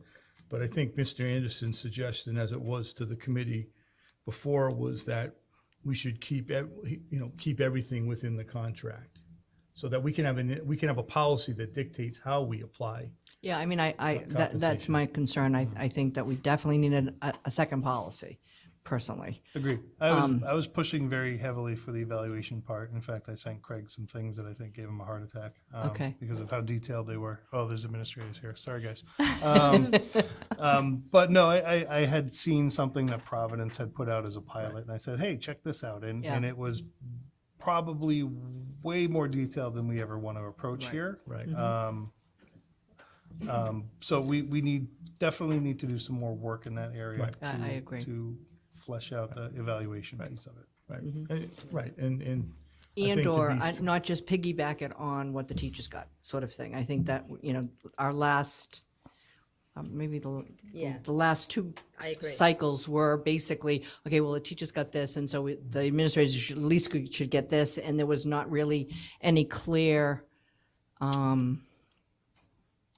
sort of guidance on how that would Right, look. but that was in reaction to, I No, I mean, know. we did that in reaction to get everybody taken care of I as get they it. should be. But I think there was never, and I'll say, Mr. Pearson, we discussed the need for that other component you're talking about last year too, at the same time. Right. So that'll be on the, that'll be something that's in our to-do list, I guess. It's we have a lot of policies that we're working on, but that's something that definitely, I'd like to get at least a rough draft before. Like, we're gonna be working on handbooks. Right. It's a time of year, so that's something we're gonna be working on, but my plan would be in the summer to do it before, so when we start the fall, that we have something in place before September. So, I personally thought this policy was very well written. I liked it. I just felt that it didn't speak to everything that we need to do. And my second piece also is, you can put a date in there, November 30th. The original policy, I was here when that original policy was written. It was supposed to be annual. Never happened half-heartedly. I don't know whose responsibility that is to make sure that it's brought forward and looked at. And I'm not sure if it's the superintendent's as much as maybe HR's. It should be on HR's calendar to remind, to have it as part of their, by the way, we need to look at this, because I think that it can come and go. It's so Right. easy to lose sight of that. And then it'll be 3 years from now, and all of a sudden we're trying to catch up now again. I have thoughts Or on could- that. We yeah. and you're right. And I we can discuss it, it's not on our agenda, so we can discuss it at a later time, but we definitely need a school committee calendar, which tells us at what dates we need to put certain things on our agendas, including, we've run into issues in the past with superintendent evaluations. And Right. missing the start date on things like that. So I think that is for us to be, there's so many things on our plate. So for us to be successful moving forward and be consistent, it's actually about consistency. We need to establish that schedule. And so Yeah. I think we've had that conversation. We can take that, I can take that offline, and just, the key for me will be working with Donna right now to figure out what are all those things that need to be on there. So that's where we can start something and then share it with, Well, it's not really the school committee that comes up with the ranges, because we don't research that. no, we're talking No, about but we're talking calendar. about the schedule. Calendar. No, a calendar, fine, I get it, but well, even this, even yes, we do. bringing this, The policy subcommittee certainly did We research researched. this. yes, but you researched it. Yeah. Yes, Yeah, so the policies committee would have to do that every year. correct. Okay. Oh, I yeah, got it. for sure. I got it. That's the whole intent. Okay, I mean, all right. and I think, just to answer your question, like, there's a lot of things that have happened or not happened in the past. I think we just got to let go of that, because moving forward, we've been doing a pretty good job. I mean, with the policy work, we still have issues where maybe things aren't being implemented or carried out? I'm sure we do, but I think we're doing a pretty good job trying to stay on top of it. So I can guarantee that we will revisit this. I'll put a little tickler on my thing, so we'll put it on, but, and we'll come back, like I said, with that other portion of the policy. And we'll get input from administrators and from other individuals. They need to be part of that too, I believe, so. Okay. I don't have any questions. Anybody else have questions on this policy? We're just actually dispensing the first Right. reading anyway, so. So is there a motion to dispense with the first reading? Madam Chair, I make a motion to dispense with the first reading. I second the motion. Any further questions? Any questions from the public? All in favor? Aye. Chair votes aye. Any opposed? The ayes have it. Motion carries 5-0. Moving on to 10, which is the rescinding of the school volunteers policy, which is a pretty simple thing, because we approved it last meeting, the new one. So is there a motion? Madam Chair, I make a motion to rescind number 9040, school volunteers policy. I second the motion. Any questions, further questions from the committee? Anything from the public? Seeing none, all in favor? Aye. Chair votes aye. Any opposed? The ayes have it. Motion carries 5-0. Moving on to 11, the Finance Director's report. Sarah.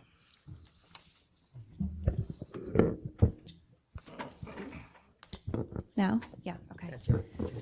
All right, so I'll go Coaching. relatively quickly. And in your packet, you have the FY19 budget update. So we did make it through the winter relatively unscathed, both temperature-wise and snowstorms. So some of our overtime numbers went down. We did change our propane contract, so I'm seeing some savings in propane and natural gas as well. So as of right now, I'm showing it as a break even. Also keep in mind, though, that we've done no discretionary spending. So, like saw IT that. comes and begs and borrows if I we know, I need to saw repair that. something. Yeah. So while I'm saying we're breaking even, You're it's taking somewhat from the artificial supplies. because You're taking I've from really slowed supplies down and stuff. supplies, equipment, furniture, all of that stuff from classrooms. I did let the principals know to, if I feel like we're still trending favorably, that at the end of May, I might say, okay, let's get some of those items that we had wanted to purchase all along that we didn't. So I asked them to come up with a hit list. Yeah. It cannot be anything that's going to generate a bid requirement because we will not have time to do that. It has to And it be really has something to be high shelved. priority that they had planned on doing, that they needed for their classrooms to purchase. So again, that probably won't happen until the end of, middle to end of May before we make that decision. But it is looking better and compared to where I thought we were gonna, End up. where we were gonna go. And then the other item that's on here is the audit. So this is a big document. I know I'm handing it tonight. What I did was go through and flagged kind of the areas that, as I'm going through it, what I'm looking at, one, to set up the next financial system for the next year, some of the hot topic items that I know. So I have flagged where our unrestricted fund balance is. It does look big this year, or at the end of June 2018, knowing that we were setting aside over $400,000 to pay that error mark out, which will come out in 19. We also absorbed over $80,000 of the Chromebook damage from the Acer days of the damage, and also the warranty, the way that that warranty, you heard that a lot of it was done in-house, and just a more costly program than what we have now. So I also flagged all the fund deficits. This is school in town, so keep in mind that these are, town-wide financial statements. We're still a department of the town. But there are some fund balances on there that are school deficits, the biggest being the school lunch one. Most of the others are really timing, and you'll see that note disclosure that it was a timing, we do modified accrual. So if we don't get revenue in after a certain period of time, we record it in the subsequent year's revenue. I flagged the notes in the report for the SRP pension. That's a little bit more specific to us. The teacher's pension is more a statewide pension plan, so not that it's not important by any stretch, but it has a little bit different impact than when you're just looking at the SRP pension, which is locally funded. I also flagged note 16, which is other post-employment benefits. A lot comes up about what we offer our retirees for post and benefit plans, so that will give you a summary of that information. And then the last are really different schedules, combining statements that show our special revenue. So I flagged the one that you'll see the school lunch program in, and then all of the special revenue, which shows all of like our grant funds that come in, Title I, IDA, any side donations that we get, and they all, if you think of them almost as like separate little companies in the back, they all have their own little balance sheet and income statement, and you can get an idea of where they stand.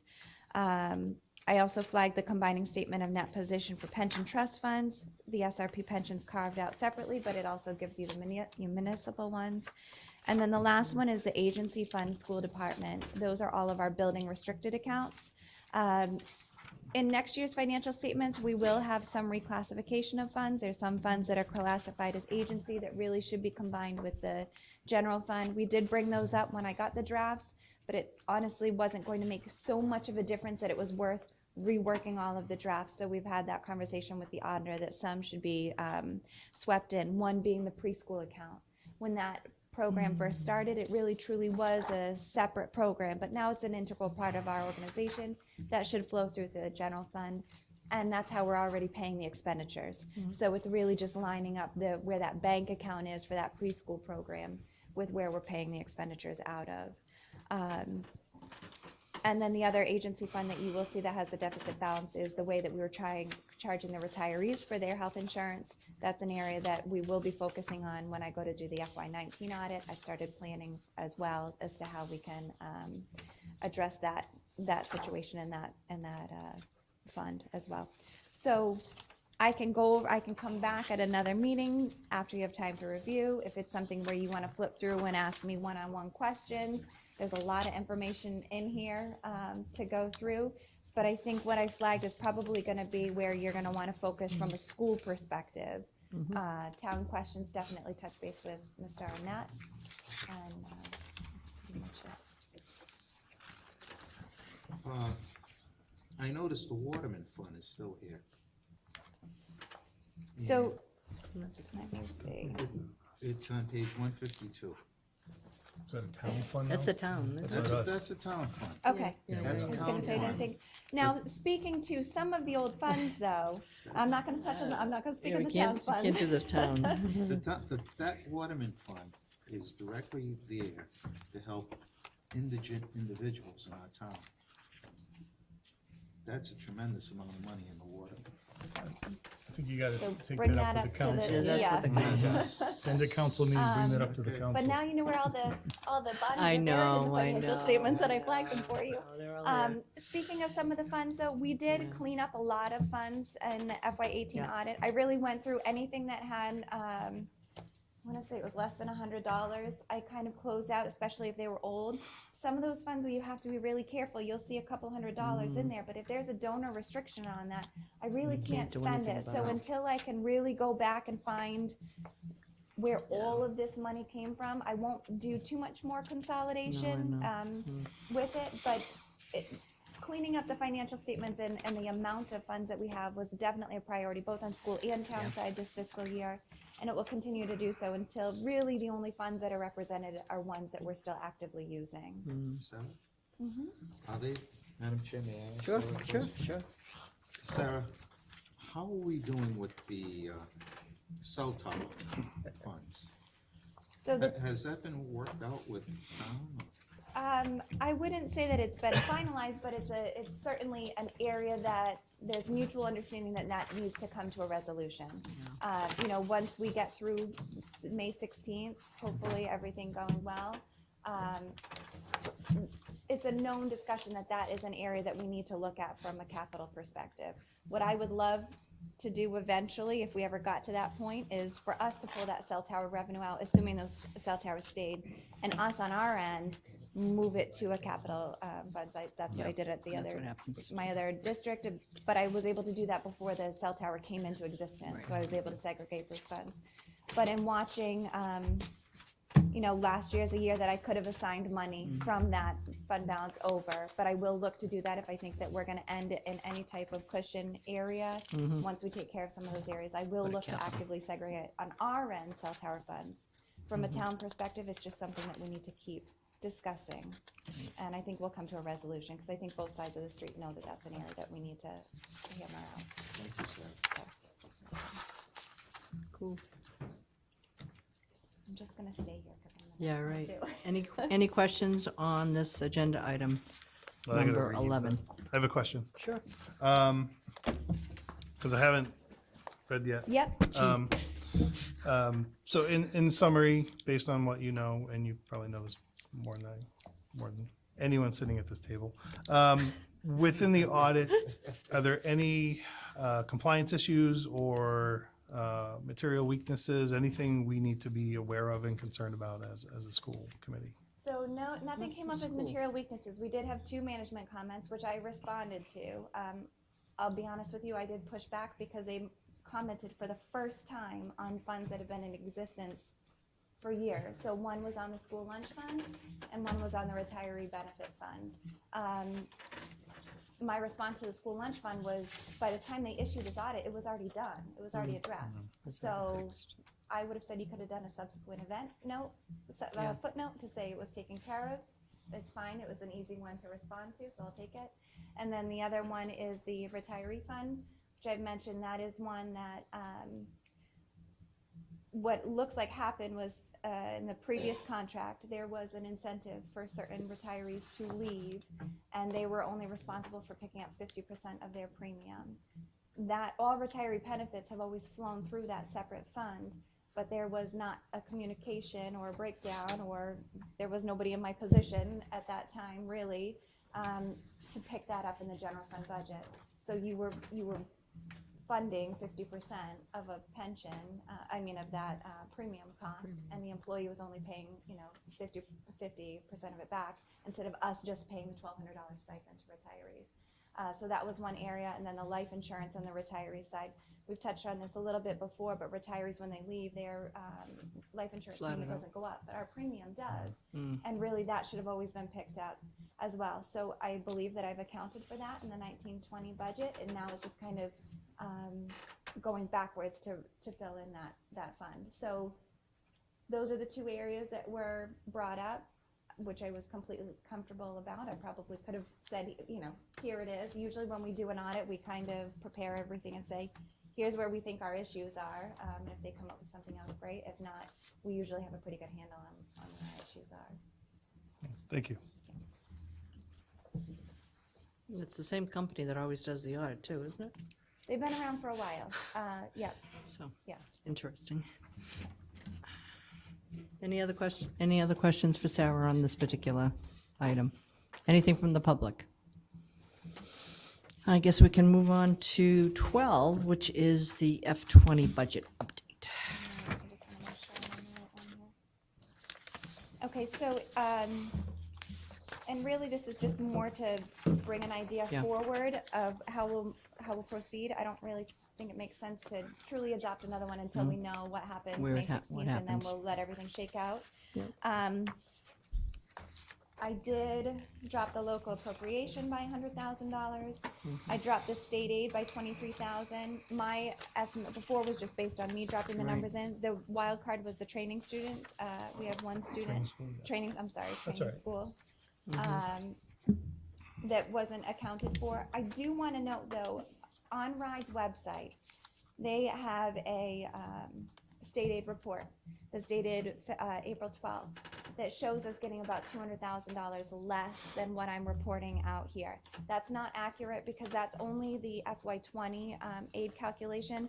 What it's not taking into account is the FY19 adjustment that they're paying us in 20. So that's really just the formula aid. It doesn't include everything else. But we've had a couple calls, and I'll be honest, when I saw it, I was like, oh, man, all right, here we go. We're finding $200,000 again. But I did confirm with RIDE, so I think the number that I have presented here, unless something changes at the state level, is what we'll end up receiving. Salaries, and this was in the report that Mr. Levis gave on my behalf. We did have additional retirees. Which so was a that- fine report, by the way. Yes, I heard it went very well. So we had a reduction of about All right, not so $300,000 in the salaries. We did pick up about $383,000 for the increase in the healthcare rates. It hurts to pull that amount in 1 year. Yeah. On the flip side, because we haven't adjusted properly in so many years, I'm hoping that that brings us back up to the level we're at. And if we can have a good claims year next year, I don't anticipate that trend continuing, but really we needed to kind of regroup because we've taken so much out of that and not increased the way we should have. The remaining $114,000 for now, I split between equipment and supplies, and that's where I'll end up pulling it out. We're still doing staffing. It's ongoing. We still have the high school, and we'll do special ed one more time. We're still getting kindergarten enrollment. So where that exactly will shake out, I'm not certain, but all in all, we know that we're asking for a big lift from the community. And so to look for those additional funds to come out, it's not going to be easy, but I will probably take X% off the top of all supplies. We might look at the equipment for the vehicle financing lease, not to get rid of it, but to lower the amount that we were going to finance and plan that, this will be a phased in approach. So we're still working with the new transportation company to look at out-of-district transportation. So I didn't feel comfortable targeting it to one specific line yet. Obviously, when you vote on your final budget before June 30th, it will be final, and you'll have the full line item detail, and you'll know where that's coming from. I just didn't think it was worth it to go through the exercise yet, not knowing exactly where we'll land. Can I just add something? It'll on our next agenda, but it ties to the potentially to the FY20 budget.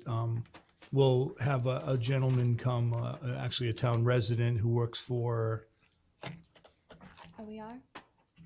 OER? OER, yes. And talk about some, just to give an overview. I know Mr. Murray spoke about it a couple of school committee meetings ago, but we'll have this gentleman come and just talk about some of the options that we could look at. Because there's an opportunity for us to have some, significant savings too. And I think that's important for a lot, for the committee to, again, Mr. Murray's done this work before, but for the committee to hear it from another individual, again, I think is important because we had a good meeting yesterday, and we'll talk about that. But that impacts the budget because, it's a way for us to try to generate some additional savings that could be ongoing. And so I think that's important. So that'll be at our next school committee meeting. Okay, cool. Any questions? I have a on question, of course. Yeah, go ahead. Is there anyone else before? I'm at the I'm end.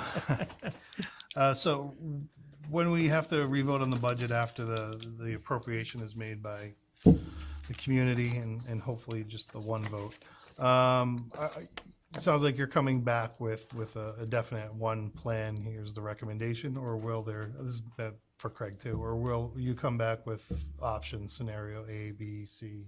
In terms of what, let me. Well, we have $100,000 to cut. We can cut it this way, or this way. Well, I think what we'll probably do is come back with, as we've done in the past, come back with what our best thinking is and present that to you. Unless we feel that there's no good solution and then there's A, B, or C. So, Right, I'm not looking for worst case scenario thing. I'm just No, wondering you're if saying we'll about the have reduction. options. Yeah. Yeah, I think that, but that's where we'll sit down and, obviously, and I think it's apparent, I know it's apparent, we hear from the council that, Ms. Mangiarelli really has a good handle on not just, kind of like the micro and the macro of the budget. I think we're in a really good position. Like we say, the good news is we know where we're at. That's also the bad news. We know where we're at. So I would rely on, looking at all of the expenditures that we have and thinking about where can we make our best educated cut and present that, and if there's scenarios, we can present that, but there may not be scenarios. It may be, this is what our best thinking is, and if you think there's other places, by all means, it's your right to suggest that. But I think, I'm very supportive of what we'll come up with, and really Ms. Mangiarelli will suggest, because she also is projecting out in terms of, she has the better, good understanding of what our experience has been in all different areas, so. And so what I can do on the line item detail for the non-personnel, I can highlight any of the areas that I'm looking to cut so that at least it'll stand out to you. You can assume that everything else is untouched unless I'm calling it out specifically that these are areas that I'd look to reduce. And then from a staffing perspective, we would still go over what positions if positions were eliminated. I think we got to in look the at process, operational we can, though, right? We can do that as well. So our goal is to look at, in terms of operational, what is going to have the least amount of impact. And so, I think, we'll have obviously a conversation about it, but I'd like to take a look and say, hey, this is a plan that we feel we'll have to reduce the budget by X number of dollars, but it's going to have the least amount of impact in terms of our operation. I think that's what we've done every time. So I would assume that's the process that we'll follow again and again. So. Okay, thank you. I was just gonna say, highlighting it would be helpful, and if there's like a white paper or something that goes along with it, at least, like, what's the impact? Right. Like, what's the real impact of that number? So we can say we're cutting it, but what's the classroom impact? How does it affect our programming? So that'd be helpful. Yep, absolutely. Thank you. We can hope for a good year next year, weather-wise. Yes. Okay, any questions from the public before Sarah? I think so, okay. All right. So, thank you, Sarah. That's all very, very helpful information. Moving on to the superintendent's report. I'll Mr. make this quick. Yeah, I bet you will. So let me jump around here. So the school safety, I just wanted, I'm sure you either read the paper or seen on Twitter, but as I'd mentioned at the last school committee meeting prior to vacation, that the Coventry Police were going to be doing some tactical drills at our high school, and it was very successful. They worked with, I believe, West Warwick, the police, and also our local fire departments, and they did different scenarios. They had some students, but were over 18 years of age that they had contacted on their own.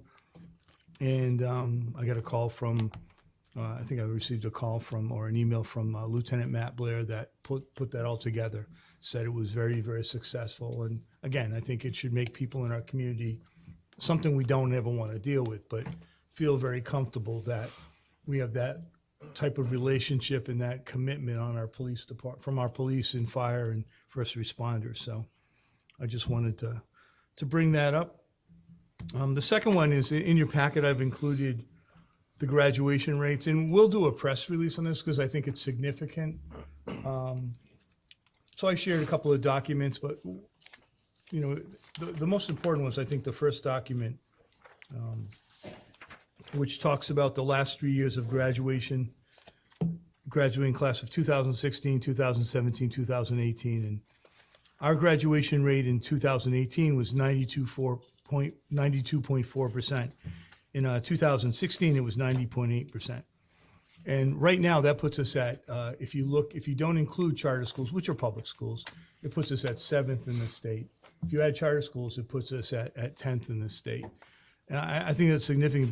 But the number that really jumps out at me, and I think it ties into a strategic plan, it ties into our all students agenda. If you look over, and I'm not too good with colors, but it's like the first gold color.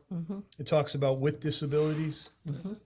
And this is something that I feel, as superintendent, I'm so proud about. That's really cool. If you look at it, it was 66.7% in 2016. If you look at 2018, we're 78.8%, which obviously we still have, there's a gap there, and we know that. When we look at testing, there's a gap. But I want to say, like, this is our graduation, our proficiency-based graduation requirements. They're comprehensive requirements that are more than just a high-stakes test. So there's many different components that students have to complete in terms of graduation. We also have credit. We have 24 credits that we require. Some districts require, I think, 20 credits.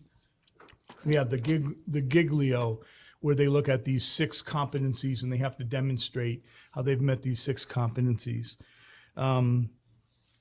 There's all these different components that our students have to demonstrate for proficiency. And I feel that to see that growth of over 12% in 3 years talks about the commitment of our educators, our leadership, leadership at all different levels, how we've been allocating our resources in trying to target so that we can leverage our resources to improve student performance. And we know we have a ways to go. But I just wanted to highlight that because I think we should be proud of what we've accomplished. There's a lot of negativity, but this is significant, I believe. And we should see improvement. And I know you have a coach. I'm just going to say, if you look at the testing that's going on, that the leadership that our educators have provided in our administration and in our central office, I was in the elementary schools during testing. I was at the middle school the other day.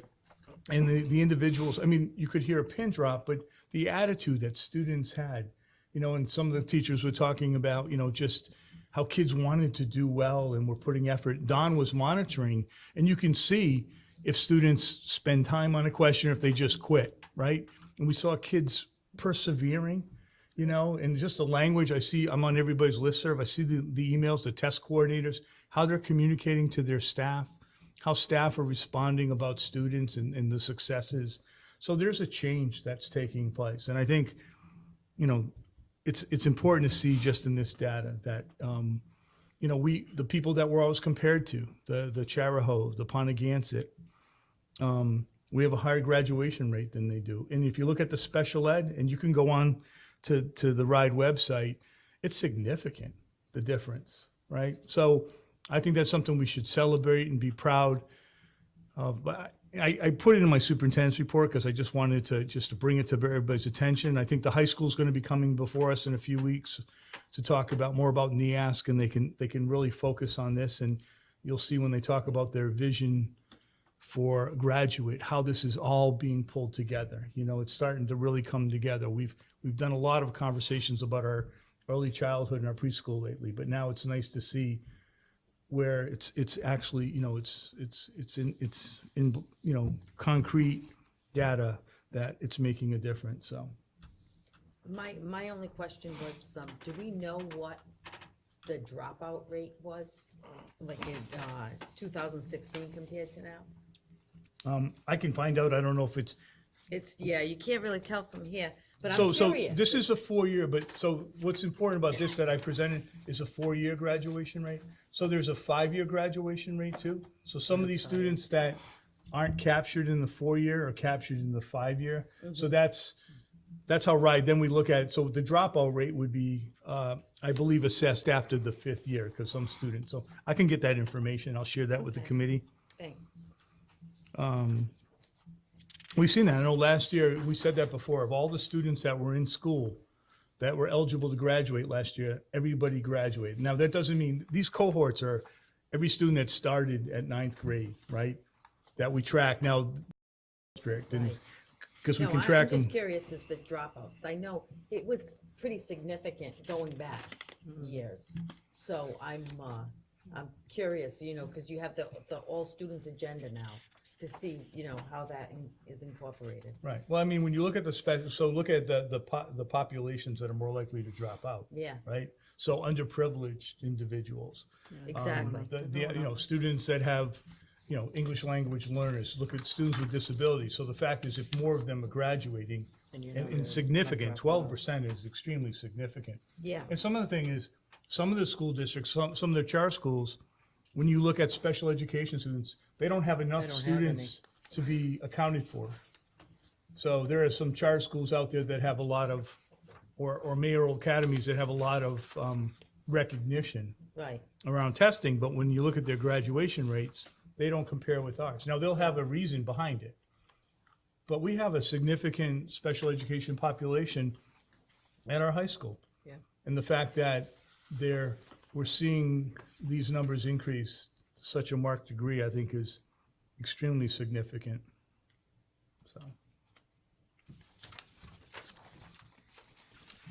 So if there's, that's the graduation rates. The next one's an interesting, there's evidently Coventry had a sister town Yes.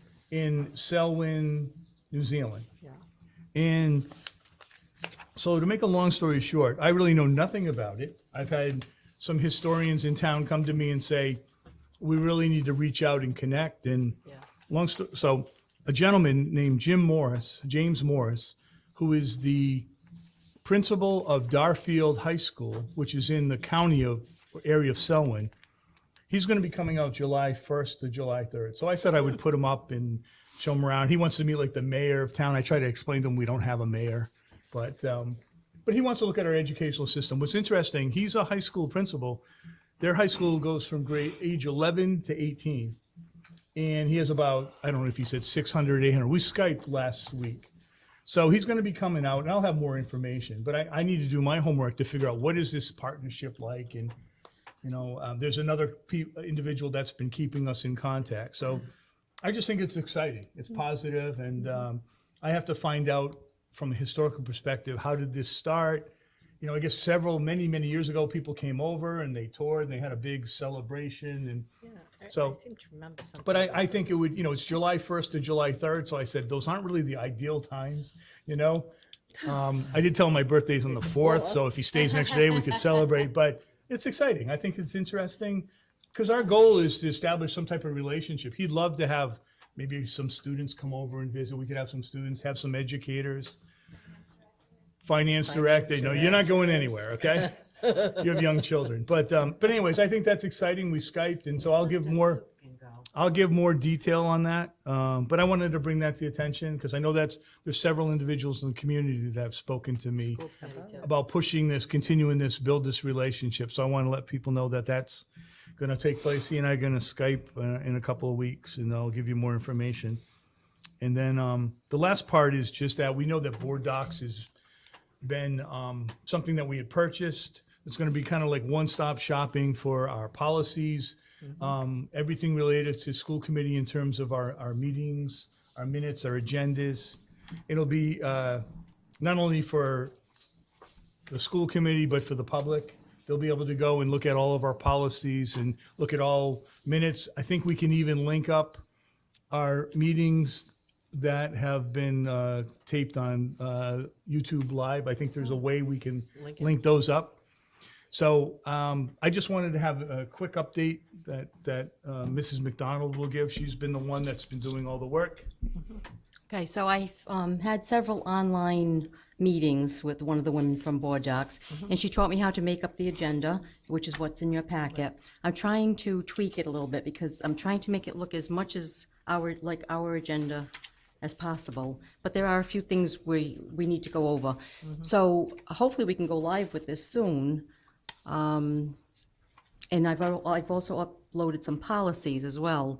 So I don't know if you have any questions on this, what I've made up. It does look like the other one, but it's time consuming, and I would have to do two different agendas. I'd have to do the long agenda like I do now in Word and the one in Board Docs, unless we can completely go over to Board Docs, which would be great in time, but we'd all have to have our laptops in front of us and use it. Yeah, so we can start doing that. Start doing it. Hopefully we can start using it in the next month or so. We're ready to go live. I have this month's agenda and last time's agenda up online, but it's not active yet because I didn't want anyone to see it yet because it's not ready. And the committee will have executive power, so you can see everything that I upload, whereas the public would only see like what's on our short agenda. So, and then there's a different level, which is administrative, and they can see certain things. But the school committee will be able to see everything that's put up there, and I can upload the minutes, all these references that we use. So you can see in the packet, on the agenda that I made on Board Docs, you'll see there's like a little square and it says what was uploaded. And then I tweaked it a little bit more before tonight's meeting. But that's where we are right now. Any questions on it? The only question I had was on the, on executive content, even when it's not executive session. Like, so page 2 of 7, I think, on the first piece of the, is it the, not after this one, I guess it's the long agenda for us or whatever. What is it called, executive content, for example, when it's the Pledge of Allegiance? I didn't get that. We can get that answered, though, I don't know. Yeah, I have to check with the girl again. I believe executive content means that you'll be able to see it, whereas the public doesn't? won't see that. Oh, okay. But they I was could. wondering. They could see it, but they don't see it now, so, I get it. I was wondering Why what- start how now? that worked, okay, yeah. yeah. I also passed out your login information if you want to go on. I can make this active tomorrow morning for maybe a few hours if you want to look at it, or at least for 24 hours. So you can look at what it looks like, tonight's meeting. And then if you have any questions, maybe you can, send me an email or something. But right now, it's not active. Right. My only concern, I don't think the board docs that we actually have allows us to sit here and actually, like, say who the person is that did the motion, whatever, what the vote is. I know I can. I'm not sure. I don't because think I'm the we super can, but publisher. I'm not sure. I'd have to, I can find that out. I would like to know that, because otherwise we will need a paper. Sure. Because I will never be able to keep up with it. But if Donna's able to do it, then we wouldn't need to do it because she would update it. But I need, but as the runner of the meeting, Oh, I'll lose track. I think we all will. In the same way I printed out the agenda tonight, I could Yeah, print it out like that. Yeah, obviously, all the background stuff doesn't need to get printed. Mm-hmm. And, I mean, because quite honestly, I don't even need it here because I look on the Google Docs. Mm-hmm.